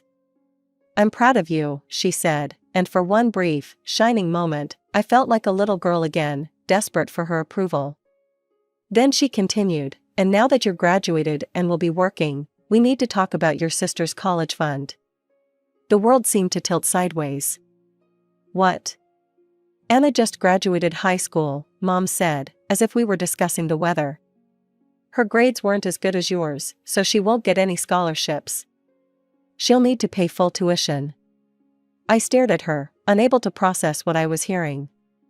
And what does that have to do with me? For years ago, you told me you were saving money for her college. That's why you couldn't help me, remember? Mom's face hardened. We had other expenses come up. Things happen, Rachel. You need to stop living in the past and help your family. Help my family? I could feel anger rising in my chest. The same family that threw me out? The same sister who made my life hell for years? Don't be dramatic, Mom snapped. You chose to leave. I'm not paying for her college, I said firmly. Not after everything she did to me. Mom's hand shot out and grabbed my wrist, her fingers digging in painfully. Listen to me, you selfish, arrogant girl, she hissed, her face inches from mine. You are obligated to help your sister. If you refuse, don't even think about coming back to the house after graduation.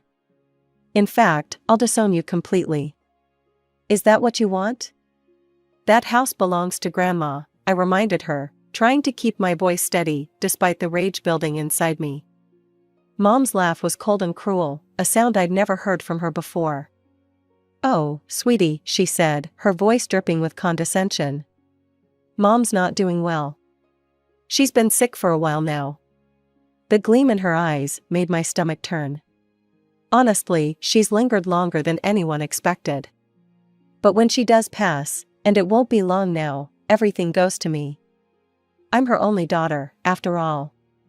The casual way she spoke about Grandma's death, the barely concealed hope in her voice, made me feel physically ill. This wasn't my mother, or maybe it was, and I was just finally seeing her clearly. I won't help you, I said, pulling my arm free from her grip. Not now, not ever. I practically ran back to my dorm room, my graduation robe flapping behind me. As soon as I closed the door, my phone rang. It was Grandma. Rachel, her voice was sharp and clear, no trace of the illness Mom had described. I heard everything. My hand flew to the camera still pinned to my robe. In all the drama, I'd completely forgotten about the livestream. Grandma had witnessed the whole ugly scene.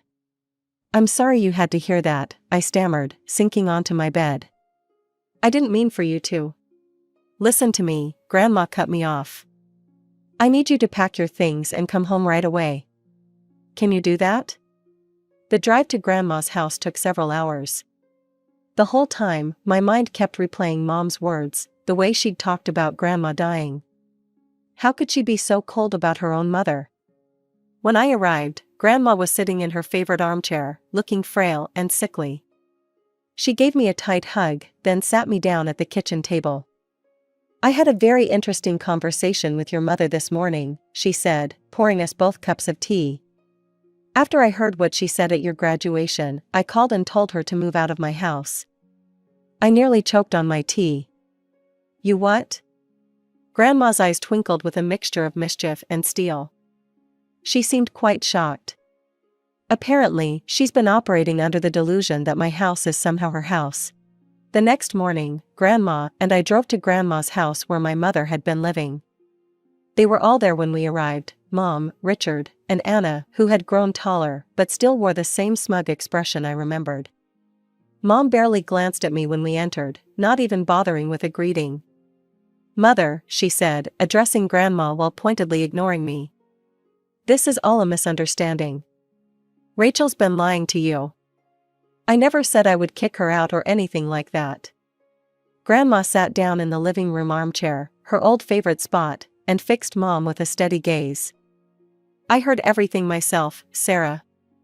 The camera on Rachel's graduation robe captured it all. Every threat, every cruel word, including your charming comments about hoping for my death. The color drained from Mom's face, but she quickly recovered. Her lips curved into that fake smile I knew so well. "Oh, Mom, you must have misunderstood. We can talk about this later, when everyone's calmer." "No, Sarah. There won't be a later." Grandma's voice was steel wrapped in silk. "Tomorrow morning, I'm taking Rachel to the notary. I'm transferring ownership of this house to her, and while we're there, I'm updating my will to ensure all my savings go to her as well." The silence that followed was deafening. Anna's mouth hung open in shock. My stepfather seemed to shrink into himself. "And Mom exploded. "You manipulative little bitch," she screamed at me, all pretense of civility gone. "This was your plan all along, wasn't it? Turning my own mother against me? Playing the victim until you got everything you wanted?" She advanced toward me, but Grandma stepped between us. "Sarah, that's enough. You're both crazy," Mom shouted. "My own mother and daughter, conspiring against me. And you," she pointed a shaking finger at Grandma, "you're nothing but a senile old woman who's been fooled by this ungrateful, conniving." "1 hour," Grandma said quietly, but with such authority that Mom stopped mid-rant. "You have 1 hour to pack your things and leave. All of you." What followed was a blur of activity. Mom, Richard, and Anna rushed around the house, throwing things into boxes and suitcases. They made as much noise as possible, slamming doors and drawers, but Grandma and I sat quietly in the living room, watching the clock. Exactly 58 minutes later, they were gone. The house felt empty and clean, like the air after a storm. That evening, as Grandma and I sat in the kitchen making plans, I had an idea. "Grandma, why don't you move in here with me? We could rent out your house, and I could take care of you." She looked at me thoughtfully. "You know, that's not a bad idea. This house is bigger, after all, and it would be nice to have company." So that's what we did. Grandma's house was rented to a lovely young family, providing her with a steady income on top of her savings. We turned the living room into a cozy shared space where we spend our evenings watching old movies and talking about Dad. Sometimes I catch glimpses of Mom and my former stepsister around town. They always look away quickly, hurrying in the opposite direction. I've heard through mutual acquaintances that they moved into a small apartment across town, and my stepsister ended up going to community college instead of the expensive university she'd planned on. But honestly, I barely think about them anymore. My life is full of other things now: my job, my friends, and most importantly, my grandmother, who showed me what unconditional love really means. We've created our own little family, just the two of us, and it's more than enough. Every morning, I wake up to the smell of Grandma's coffee and the sound of her humming in the kitchen. Every evening, we sit together in the garden she's teaching me to tend. And every day, I'm thankful for the twist of fate that led me to wear that camera at graduation.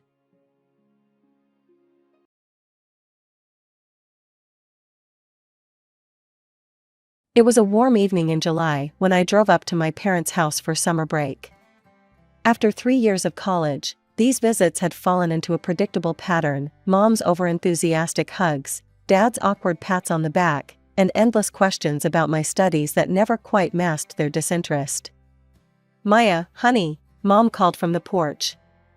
"You're just in time for dinner. And guess who's coming over?" I didn't need to guess. Jennifer, my older sister, and her husband Tom had made it their habit to drop by whenever I was home. As if they needed to remind everyone of their success story. Sure enough, 2 hours later, we were all seated around the dining table. Mom had pulled out her special occasion tablecloth, the one with the delicate lace trim that only saw daylight when Jennifer visited. "So," Jennifer announced, setting down her fork with that theatrical flair she'd perfected over the years. "Tom and I have been thinking. We should all go to Hawaii for Christmas." Mom literally clapped her hands like an excited schoolgirl. "Oh, that would be wonderful." Dad beamed with pride. "What a fantastic idea, sweetheart." Then Jennifer turned to me, that familiar mocking smile playing on her lips. "Maya, do you think you can afford it? Or should Big Sister help you out?" I felt my cheeks burn, but kept my voice steady. "I can manage my own expenses, thanks." "Are you sure?" Jennifer raised an eyebrow. "Because we're looking at about $3,000 per person for flights and hotel." I almost choked on my water. $3,000.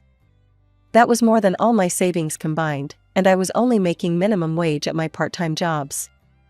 But I'd rather eat ramen for the next 6 months than accept Jennifer's charity. "I said I'll manage," I repeated firmly. Jennifer shrugged and turned back to our parents. "Well, anyway, the restaurant is doing amazing. We just hired a new sous chef from Italy, can you believe it? Authentic Italian cuisine right here in our town." "You're so entrepreneurial, dear," Mom gushed. "Maya, you should really take notes from your sister about business sense." "Yes, Maya," Jennifer chimed in. "Maybe you could even work for me someday." Sitting at that dinner table, watching my parents fawn over Jennifer's Hawaii plans, I felt like I was 10 again. Nothing had changed. The same eager nods from Mom, the same proud smile on Dad's face, the same feeling of being invisible. Jennifer was still their golden child, just as she'd been since we were kids. 5 years between us might as well have been 50 for all the difference it made in how our parents saw us. They never said it outright, but their actions spoke volumes. Jennifer was the one they believed in, the one they were sure would make something of herself. "Hey, remember when Jennifer won the school business competition in 10th grade? Dad would often reminisce. We knew right then she had that entrepreneurial spirit. The funny thing is, they weren't cruel about it. They never deliberately hurt me or put me down. They just forgot I was there sometimes. Like I was a background character in the Jennifer show. They'd remember to ask about my grades or if I needed anything, but their eyes would always drift back to Jennifer, waiting for her next achievement to celebrate. Thank God for Grandpa Joe. He lived in that big old house, the one with the wraparound porch and the creaky swing. He was the only one who seemed to have enough love for both of us. A successful businessman himself, he'd promised early on to pay for both our college educations. When Jennifer left for college, I was 13 at the time. I thought things would change.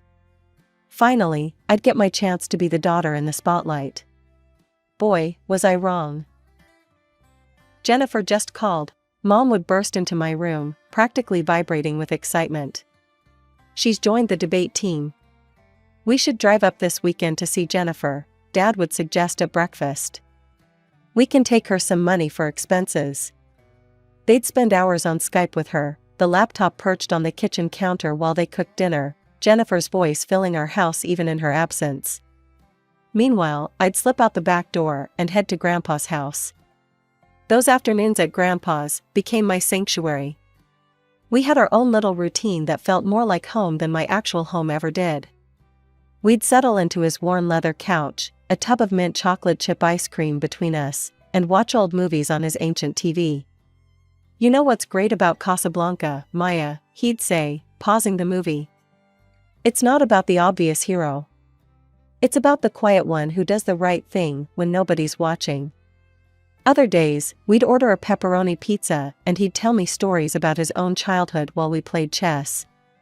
He taught me how to fish, too, taking me out on weekends to the lake behind his house. The thing about fishing, he'd say as he helped me bait my hook, is that the best fish aren't always the ones making the biggest splash. Sometimes it's the quiet ones, swimming deep, that turn out to be the most special. I'd sit there in his little fishing boat, watching the sunlight sparkle on the water, and feel like maybe, just maybe, I didn't need to be the favorite to be loved. Grandpa had a way of making me feel seen without making a big production out of it. Want to watch Roman Holiday again? He'd ask after a long day of fishing. I bought those chocolate cookies you like. Those moments weren't grand or flashy like Jennifer's achievements. They were quiet, simple, and real. While my parents were driving across state lines to deliver spending money to Jennifer, I was learning how to play poker with Grandpa using M&Ms as chips. 5 years passed in a blur of family dinners and achievements, all Jennifer's, of course. She graduated college with honors, landed a job at a prestigious firm, and started dating Tom, who my parents immediately declared was perfect for her. Meanwhile, I was preparing for my own college journey. The day I left for college, Grandpa hugged me tighter than he ever had before. His embrace felt different somehow, more urgent, more final. I love you so much, Maya, he whispered in my ear. Never forget that. I laughed it off at the time. Grandpa, you're acting like we'll never see each other again. I'll be home for Thanksgiving. He just smiled that gentle smile of his and patted my cheek. Just remember what I said, kiddo. 2 months into my freshman year, Mom called.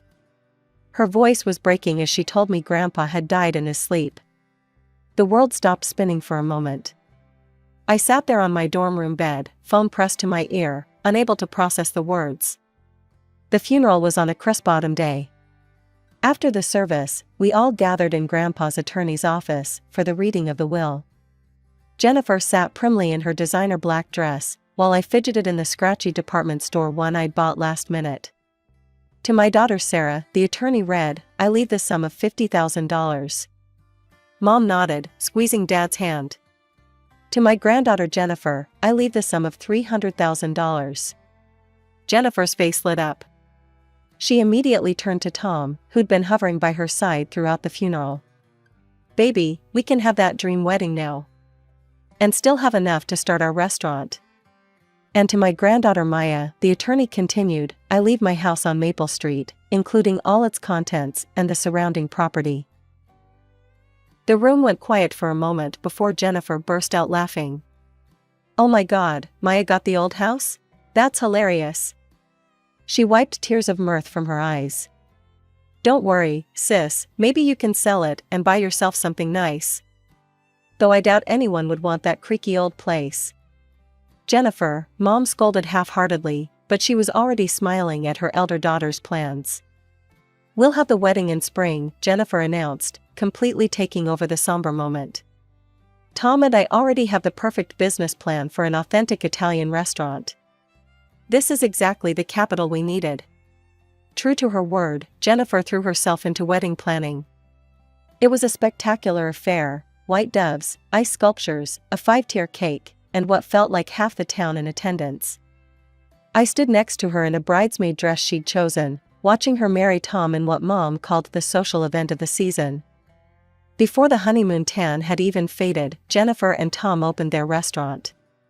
They called it Bella Vita, Beautiful Life. The local paper did a feature on them, praising the young entrepreneurs for bringing authentic Italian cuisine to our small town. Mom and Dad framed the article and hung it in their living room. Meanwhile, I tried to figure out what to do with my inheritance. The property taxes weren't insignificant, and maintaining that big old house wouldn't be cheap. After running the numbers one weekend, I thought I'd found a solution. At the next family dinner, I decided to bring it up. "I've been thinking about the house," I said, trying to sound confident as I pushed my green beans around the plate. "Since I'm at college most of the year, I could rent it out. That would help cover the taxes and maintenance." The silence that followed made me look up. Mom and Jennifer were exchanging one of their looks, the kind that had always meant trouble for me growing up. Jennifer's husband Tom suddenly became very interested in his mashed potatoes. "Oh, honey," Mom said in that patronizing tone she reserved for when she thought I was being particularly dense. "Why would you want to rent to strangers when your sister and Tom need a place to live?" I blinked. "What?" Jennifer set down her wine glass with a delicate clink. "Well, it makes perfect sense, doesn't it? Tom and I could use the extra space, especially now that we're running the restaurant. And obviously, you're not going to charge rent from your own sister. I mean, that would be ridiculous." "Right, Mom?" "Of course it would," Mom agreed immediately. "Family helps family." And just like that, they turned back to their previous conversation about the restaurant's new wine list. Dad nodded along, Jennifer gestured animatedly about some expensive Chianti she'd imported, and Tom finally looked up from his potatoes to join in. I sat there, fork suspended halfway to my mouth, as the reality of what had just happened sank in. I could protest, of course. I could point out that it was my house, my inheritance, my decision. I could remind them that Jennifer and Tom had just gotten a huge sum of money from Grandpa's will, while I got, well, apparently nothing now. But I knew it wouldn't make any difference. They'd look at me with that mixture of disappointment and annoyance they always did when I didn't go along with their plans. Mom would sigh and remind me about family loyalty. Jennifer would make subtle jabs about my selfishness for weeks. Dad would give me that look, the one that said I was making things difficult for no good reason. So I did what I'd always done. I swallowed my protests along with my now cold green beans and stayed quiet. The next weekend, Jennifer and Tom moved into my house. She sent me pictures of how they were updating the place, Grandpa's old leather chair replaced by some modern monstrosity, his beloved fishing photos taken down to make room for framed reviews of their restaurant. While I studied for midterms in my cramped dorm room, my sister and her husband lived rent-free in my house. Every time I came home for breaks, I had to ask permission to visit what was legally my own property. Let's get back to the present. After that summer dinner, I threw myself into work with renewed determination. Between morning shifts at the campus cafe and evening hours at the study library, I barely had time to breathe. But every time I felt like giving up, I'd think about Hawaii and push myself to pick up an extra shift. When Jennifer called in late November, I had the money ready. $3,000, nearly every penny I'd earned over the past few months. "Send it today," she instructed. "I need to finalize the bookings." I transferred the money immediately, my hands shaking with excitement as I clicked send on the banking app. That weekend, I treated myself to a new swimsuit, nothing fancy, just a simple blue one-piece on sale. My friend Lisa let me borrow her good suitcase, the one with the wheels that actually worked. December 23rd arrived crisp and cold. I showed up at my parents' house with my borrowed suitcase and new swimsuit, practically buzzing with excitement. But something felt off. Mom barely met my eyes when she hugged me, and Dad kept clearing his throat the way he did when he was uncomfortable. Then Jennifer and Tom arrived. The moment they walked in, I knew something was wrong. Jennifer had that look on her face, the same one she'd worn when she told me she'd be living in my house rent-free. Mom and Jennifer exchanged glances that made my stomach twist. We sat down to dinner, and for a few minutes, there was only the sound of forks against plates.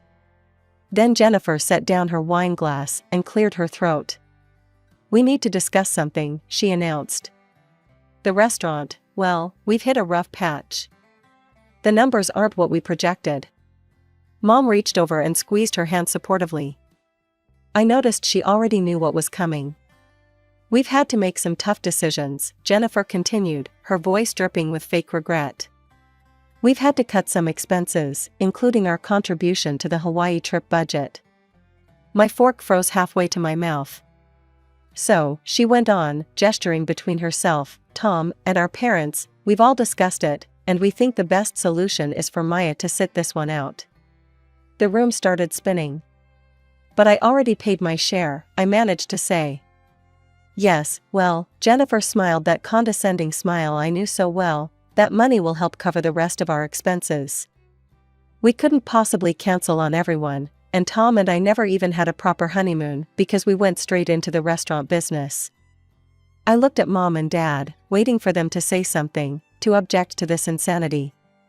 But they just sat there, Mom still patting Jennifer's hand, Dad studying his plate as if it held the secrets of the universe. "I paid my share," I said again, my voice shaking. $3,000. That was all my savings. "Maya," Mom snapped, her tone sharp enough to make me flinch. "Family helps family. Jennifer and Tom are going through a difficult time with the restaurant. The least you can do is be understanding." "Understanding?" I whispered. "Yes, understanding. Besides, someone needs to watch the house while we're gone." Mom turned back to Jennifer. "Now, about the hotel arrangements." I stood up so abruptly, my chair scraped against the floor. Nobody even looked up. I climbed the stairs to my old bedroom, the sounds of their cheerful conversation floating up behind me. They continued chatting and laughing as if they hadn't just stolen my money and crushed my dreams. Lying in my childhood bed that night, staring at the glow-in-the-dark stars Grandpa had helped me stick on the ceiling years ago, I made my decision. The next morning, I played my part perfectly. I stood on the front porch, smiling and waving as they loaded their luggage into 2 waiting taxis. "Don't forget to water Mom's plants," Jennifer called out, adjusting her designer sunglasses. "And check the mail every day," Mom added. "Don't worry about a thing," I assured them, still smiling. Jennifer leaned out the taxi window. "I'll send you lots of photos. You know, so you won't feel left out." She laughed as if she'd just made the funniest joke. I kept waving until both taxis disappeared around the corner. Then I walked straight to my car and drove to Grandpa's house, my house. Tom and Jennifer's belongings were everywhere. Her clothes filled the closets Grandpa's suits once occupied. Their pretentious art hung where his fishing photos used to be. Their wedding photos sat on the mantel where Grandpa kept our chess set. I started in the master bedroom, pulling out suitcases and boxes, methodically packing everything.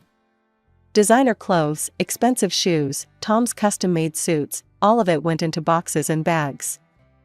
I found their important documents in Grandpa's old study and packed those too.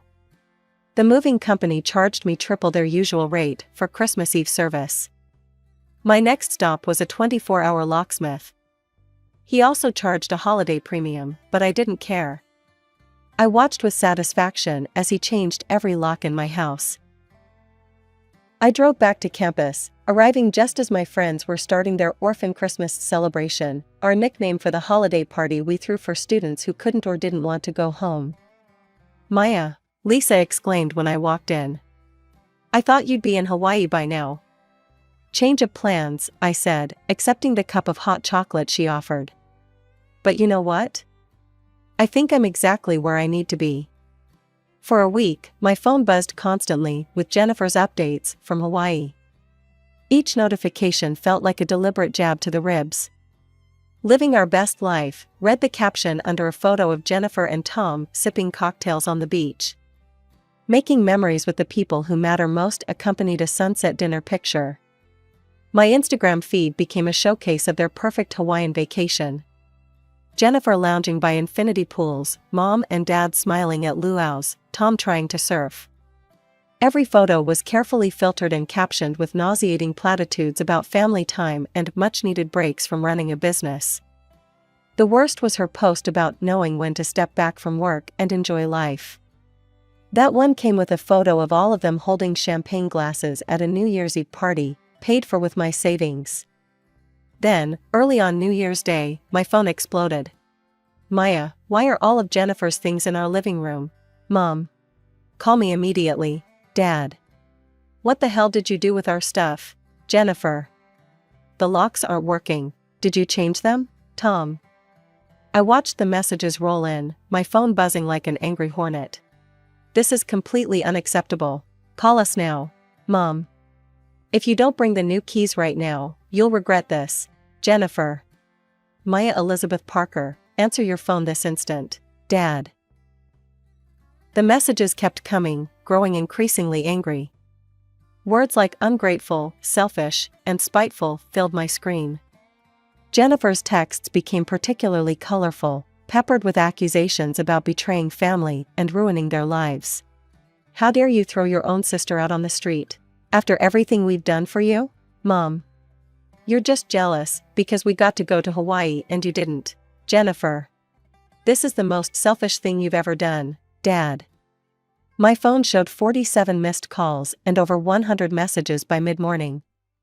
I read each one, letting their words wash over me without response. With each angry message, I felt lighter, freer. They could rage and threaten all they wanted, I wasn't that compliant little girl anymore. I put my phone on silent and went to get breakfast with my friends, leaving their messages unread and their calls unanswered. For the first time in my life, I didn't feel compelled to explain or justify myself to them. By evening, my phone showed over 200 missed calls. The constant buzzing had become white noise, but when Mom's name flashed across my screen for the 201st time, I finally answered. How dare you? Mom's voice exploded through the speaker before I could even say hello. Do you have any idea what you've put your sister through? Maya, Dad's voice joined in from another extension. This behavior is completely unacceptable. I sat cross-legged on my dorm room bed, surprisingly calm. Is it? Like taking my $3,000 and going to Hawaii without me was acceptable? That was different, Mom spluttered. The restaurant. No, I cut her off, my voice steady. Let me talk. For once in my life, just let me talk. Amazingly, they fell silent. You took my money I worked double shifts to earn. You let Jennifer and Tom live in my house rent-free while they ran their restaurant. You've always treated me like I was nothing compared to Jennifer. Always. That's not, Dad started. Remember my high school graduation? You left early because Jennifer called about a job interview. My college acceptance letter? You barely looked at it because Jennifer had just started dating Tom. Every achievement, every milestone in my life has been overshadowed by Jennifer's latest whatever. The words poured out of me, years of hurt and resentment finally finding their voice. And then Hawaii. You didn't just take my money, you laughed about it. Jennifer sent me mocking photos. Do you have any idea how that felt? To know my own family could be so cruel? The silence on the other end stretched out. Finally, Mom spoke, her voice softer, but still defensive. Maya, you have to understand. Jennifer and Tom are really struggling with the restaurant. They need help. And I needed parents who cared about me as much as they cared about Jennifer. I needed a sister who didn't treat me like a doormat.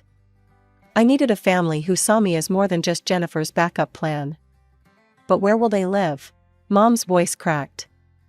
They can live with you, just like they are now. Or they can rent an apartment like normal adults. My house isn't their safety net anymore. And starting next month, I'm renting it out to actual paying tenants. You can't, Mom began. I can, and I will. I've already talked to a property management company. The lease is being drawn up. I hung up before they could respond. 30 minutes later, my phone lit up with messages from Jennifer. "You vindictive witch, read the first one. You've ruined everything. I hope you're happy now that you've destroyed our lives." Each message was nastier than the last, a stream of vitriol that would have devastated me a year ago. Now, I just turned off my phone and went to sleep. That was a year ago.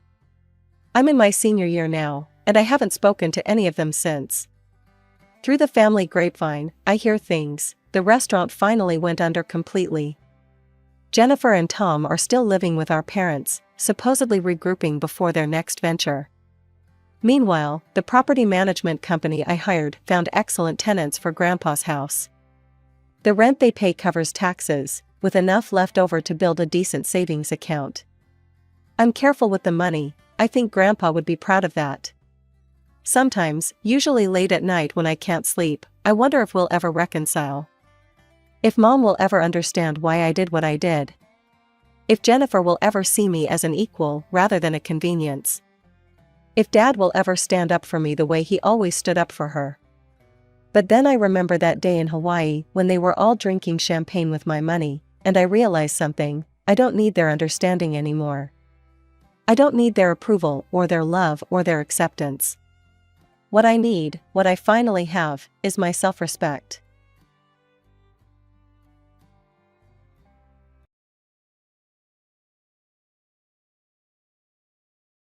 My name is Barbara, and I was just 5 when my sister Milena was born. I remember my parents bringing her home from the hospital, this tiny bundle wrapped in a pink blanket. "Barbara," my mom said, "you're a big sister now. You need to help us take care of Milena." Those words would become the theme of my childhood. Our house was modest but comfortable, located in a quiet suburban neighborhood where everyone knew each other. My parents both worked regular jobs, Dad as an accountant and Mom as a secretary. They weren't wealthy, but we had enough. Or at least, that's what I thought until I realized money worked differently for Milena and me.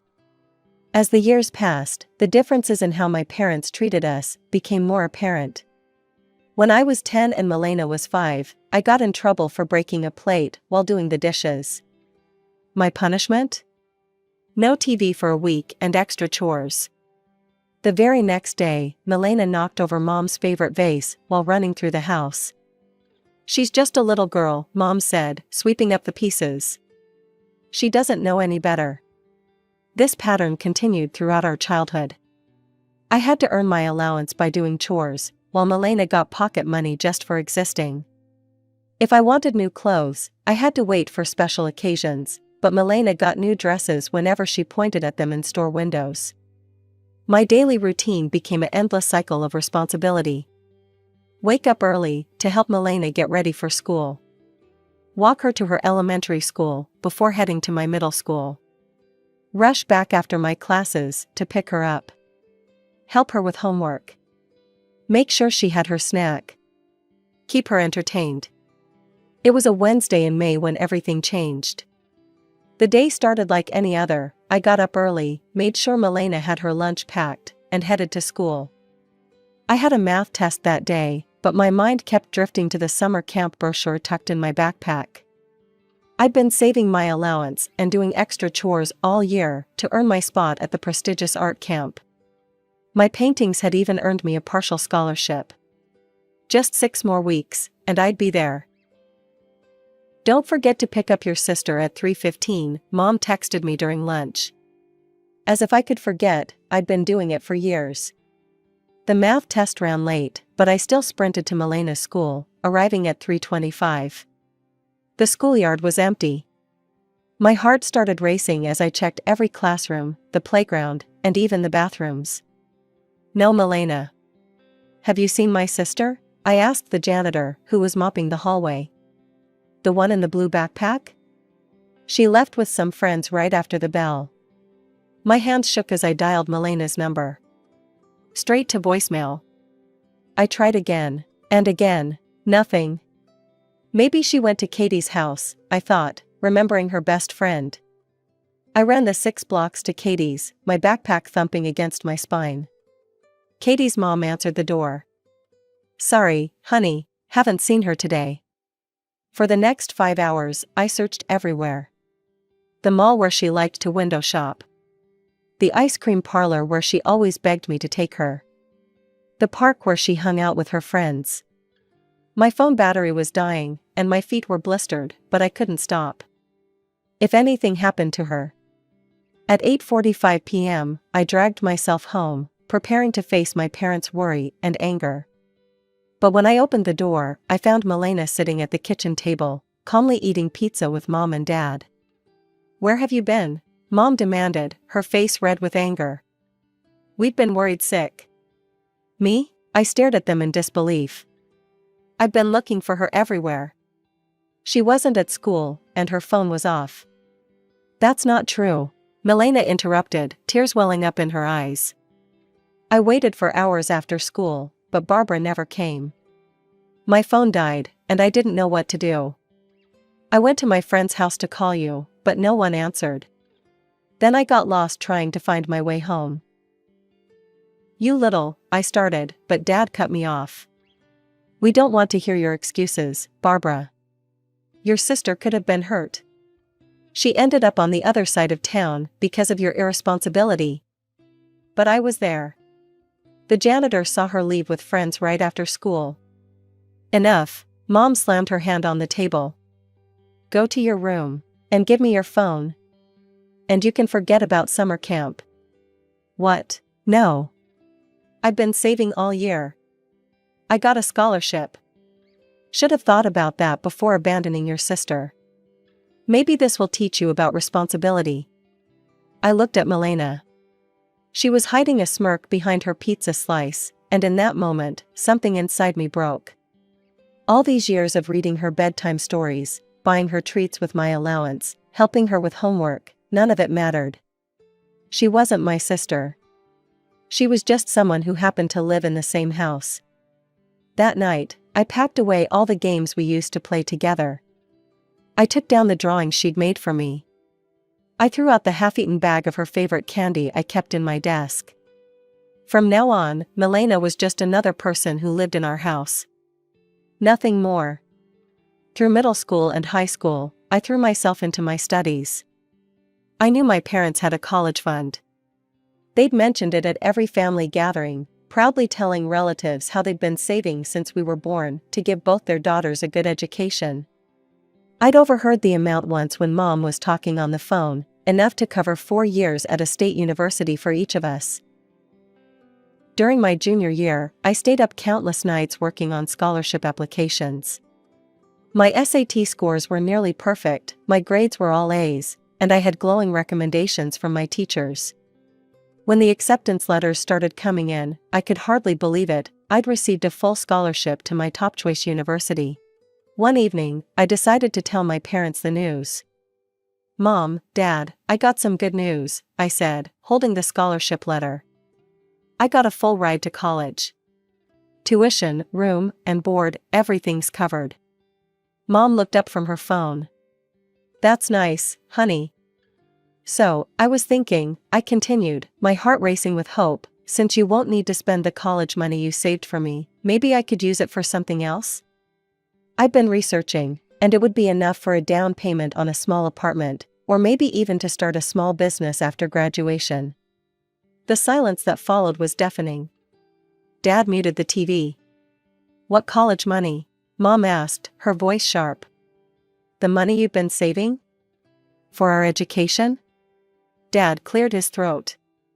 "Barbara, that's our money. We saved it, we decide how to spend it." "But you always said it was for our college education," I protested.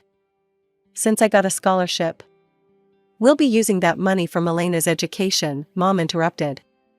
"College is getting more expensive every year, and your sister might need extra support." I couldn't believe what I was hearing.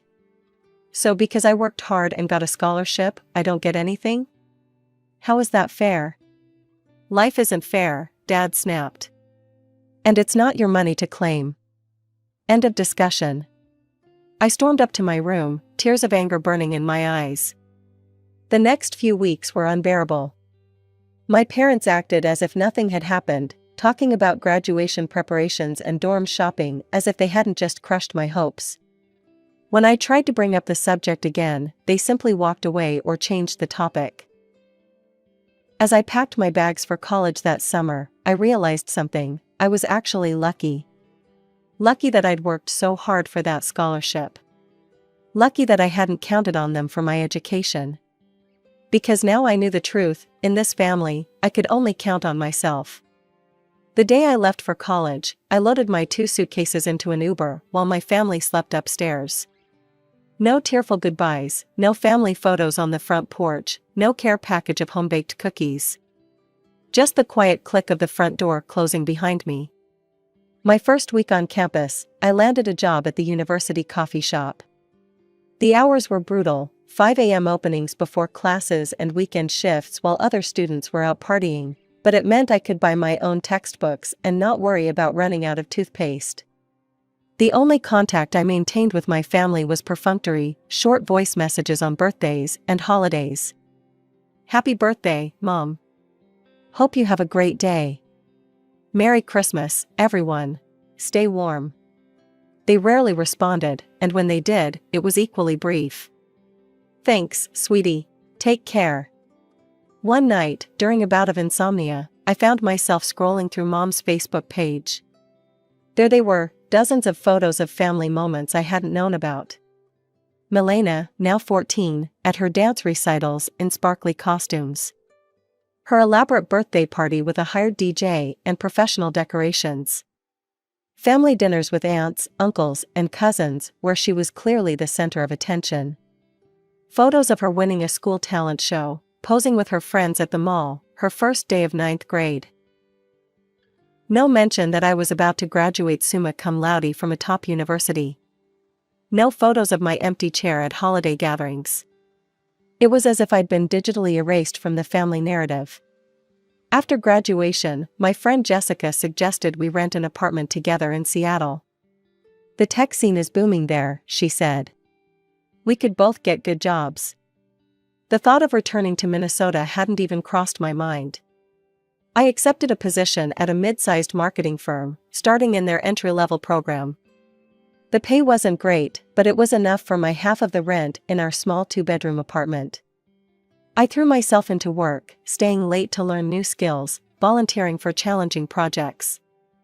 Soon, I was making enough to afford my own place, a tiny studio, but it was mine, every square foot paid for by my own hard work. After 3 years at the marketing firm, I hit a ceiling. Despite my dedication and consistent performance, the company's structure meant I'd need to wait years for any significant advancement. One evening, while updating my LinkedIn profile, I received a message from a recruiter at Tech Dynamics, one of the fastest-growing tech companies in Seattle. Your profile caught my attention, she wrote. Would you be interested in discussing an opportunity with us? The interview process was intense, 5 rounds of meetings, a presentation, and a strategy proposal. But at 27, I felt ready for the challenge. When the offer came, it was nearly double my current salary, with stock options and bonuses that made my head spin. My career took off like a rocket. Within 2 years, I was leading my own team. My investment decisions paid off, and soon I found myself walking into a Mercedes dealership, signing papers for a car I'd only dreamed about in college. A few months later, I was approved for a mortgage on a beautiful 2-bedroom apartment in one of Seattle's most desirable neighborhoods. Life was good, peaceful. Until my phone rang one November evening. Barbara? My mother's voice sounded strange, almost hesitant. How are you? I nearly dropped my wine glass. We hadn't spoken beyond holiday messages in years. I'm fine, I replied, keeping my voice neutral. Is everything okay? Yes, we haven't seen you in so long. Would you consider coming home for Christmas this year? 3 weeks later, I pulled up to my parents' house in my new Mercedes. Inside, I found some things hadn't changed at all. Milena, now 24 and a fresh college graduate, was still living at home. She sat on the couch, scrolling through her phone while Mom fussed over the dinner table and Dad pretended to be absorbed in a newspaper. Barbara, Mom hugged me awkwardly. "We've missed you so much." Dad nodded from behind his paper. "You look, well." The dinner was a strange dance of forced politeness and careful small talk. Milena barely spoke, but I caught her studying me throughout the meal. Finally, she broke her silence. "You've gained weight," she said, with that familiar smirk. "I guess making all that money means you can eat whatever you want now." I looked at her, then at my plate of Mom's Christmas roast, and smiled. "Actually, I just have a peaceful life now." It's amazing how good life can be when nobody's around to bother you. The silence that followed was sweeter than any Christmas dessert. After dinner, Mom asked me to stay behind while Dad and Milena cleared the table. She led me to the old living room sofa, the same one where they'd told me my college fund wasn't really mine. "Barbara, honey," she began, her voice taking on that soft tone I remembered from childhood, the one she used when she wanted something. "I need to talk to you about something important." She looked older than I remembered, more tired. Her hands fidgeted with the edge of her sweater as she spoke. "Your father retired last spring," she said. "His health isn't what it used to be.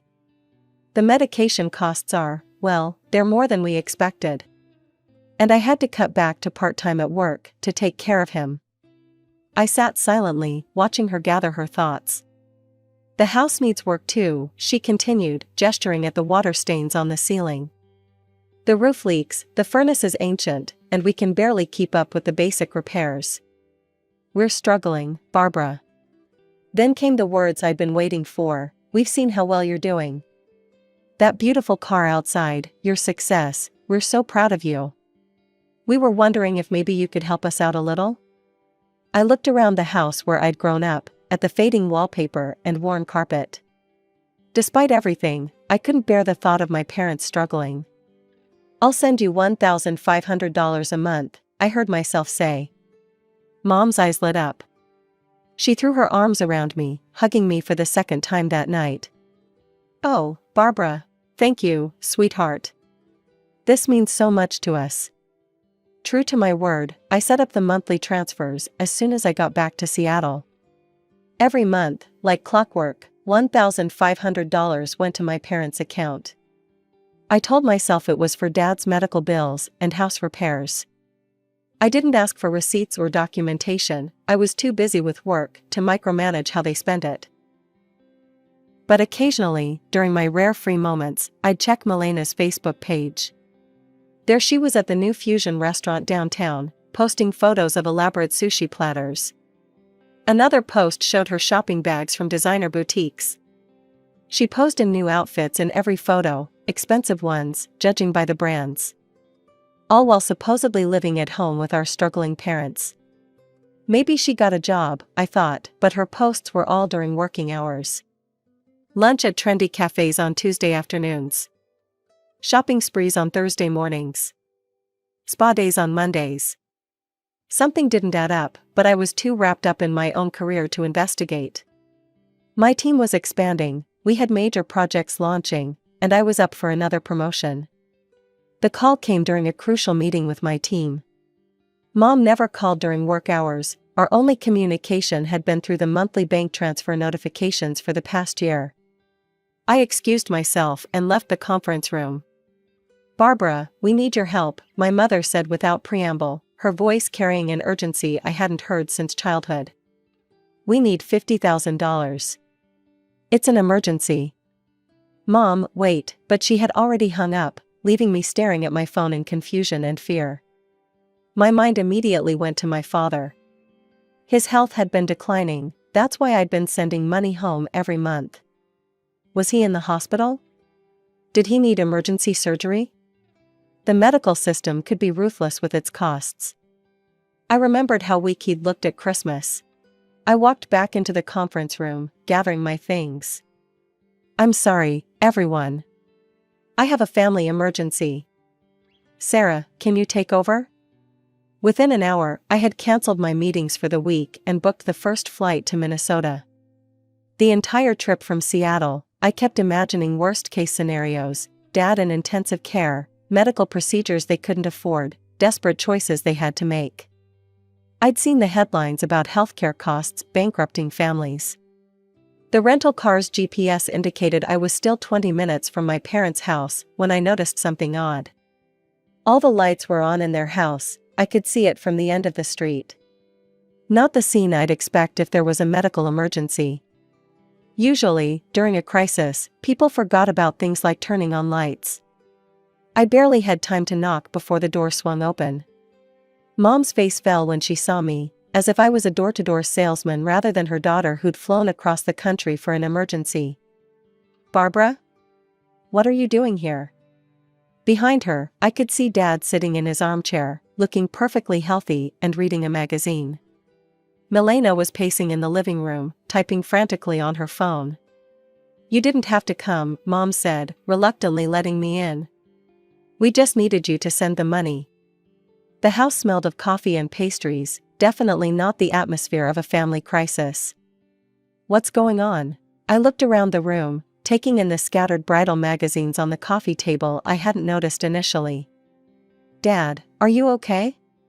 "He's fine," Mom snapped, shooting a warning look at Milena. "Everyone's fine. You really didn't need to come all this way." That's when Milena stepped forward, practically bouncing with excitement. She thrust her left hand in my face, a massive diamond ring catching the light. It had to be at least 2 carats, probably more than her boyfriend could afford on his entry-level salary. "I'm getting married," she squealed. "And we need the money for the wedding. $50,000 should cover the basics." I stood there, stunned, my carry-on bag still in my hand. The emergency that had made me cancel a week of important meetings, book a last-minute flight, and worry myself sick, was a wedding? "Well, we need to book the venue soon," Mom explained, as if this made perfect sense. She sat down on the couch, smoothing her skirt as if we were discussing weekend plans. $50,000 isn't much for a wedding these days. It's really quite modest when you think about it. Milena nodded enthusiastically, still admiring her ring. "I actually wanted a $100,000 wedding, but I thought about you, sis. I cut everything in half to make it easier on you. You should be thanking me, really. I mean, it's not like $50,000 is a lot of money for you anymore." I looked at my sister's smug face, my mother's expectant expression, and something inside me finally snapped. "No," I said, my voice surprisingly steady. "I won't give you a penny for this wedding." The silence that followed was deafening. "What?" Milena whispered, her expression morphing from shock to rage. "You heard me. I won't pay for a wedding for someone who's made my life hell since childhood. Someone who lied about me, stole from me, and got me punished for things I didn't do. Someone whose dirty tricks cost me my summer camp, my phone privileges, and countless other things. And you too." I turned to my parents. "You always took her side. Always believed her lies over my truth. How dare you?" Mom jumped up from the couch. "After everything we've done for you." "Everything you've done for me?" I laughed. "Let's talk about what you've actually done with my money. Show me the receipts." "What receipts?" Dad finally spoke up. "The medical bills I've been paying for. The house repairs you said you needed. Show me where my $18,000 went over the past year." The room went very quiet. Mom and Dad exchanged panicked looks. We used it for necessary things," Mom stammered. "Necessary things like Milena's shopping sprees? Her restaurant visits? Her new designer clothes?" I pulled out my phone and opened Milena's Facebook page. Funny how someone living with our struggling parents can afford Gucci bags and weekly spa visits. Milena's face turned red. "You've been stalking me?" "No, I've been watching you flaunt my money all over social media." "You selfish bastard," Milena screamed, tears streaming down her face. "You have everything. A fancy job, a nice car, a beautiful apartment.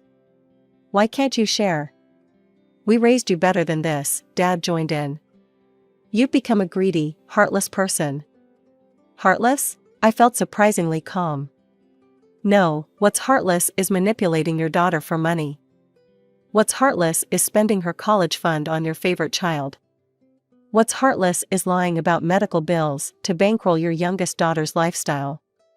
I picked up my bag. I'm done. The monthly payments stop today. Don't call me, don't message me, don't ask me for anything ever again. You can't do this to us. Milena was in full hysterics now, mascara running down her face. I've already told everyone about my dream wedding. I walked to the door, turned around one last time. That sounds like a you problem. The calls and messages started before I reached my rental car. By the time I got to my hotel, my phone was flooded with notifications. Texts calling me heartless, ungrateful, selfish. Voicemails from mom crying about family obligations. Messages from Milena threatening to tell everyone what a terrible person I was. Fine, let everyone know. I sat down at my laptop and started typing, an open letter about family, money, and truth. I detailed everything, the childhood manipulation, the stolen college fund, the recent financial deception. I attached screenshots of Milena's lavish posts timestamped during the months I was sending medical money. I ended with their demands for a $50,000 wedding. The post went viral within our extended family circle. Aunt Susan called it disgraceful behavior. Cousin Mike said he'd never seen such manipulation. Uncle Robert, always the family peacemaker, canceled his RSVP to Milena's wedding. 3 months later, my cousin Jamie told me about Milena's wedding, a quiet dinner at Olive Garden with her husband's family and our parents. No designer dress, no fancy venue, no elaborate flower arrangements. Just breadsticks and limited menu options. I smiled when I heard the news, but felt no satisfaction. I was too busy living my own life. My team at work had just completed a successful project launch. I'd started dating Michael, a kind software engineer who understood my boundaries about family. My therapist said I was making excellent progress. Sometimes, late at night, I still get message requests from my family. I delete them without reading. The little girl who desperately wanted her parents' approval is gone. In her place is a woman who finally understands that real family doesn't have to share your blood, they just have to share your values.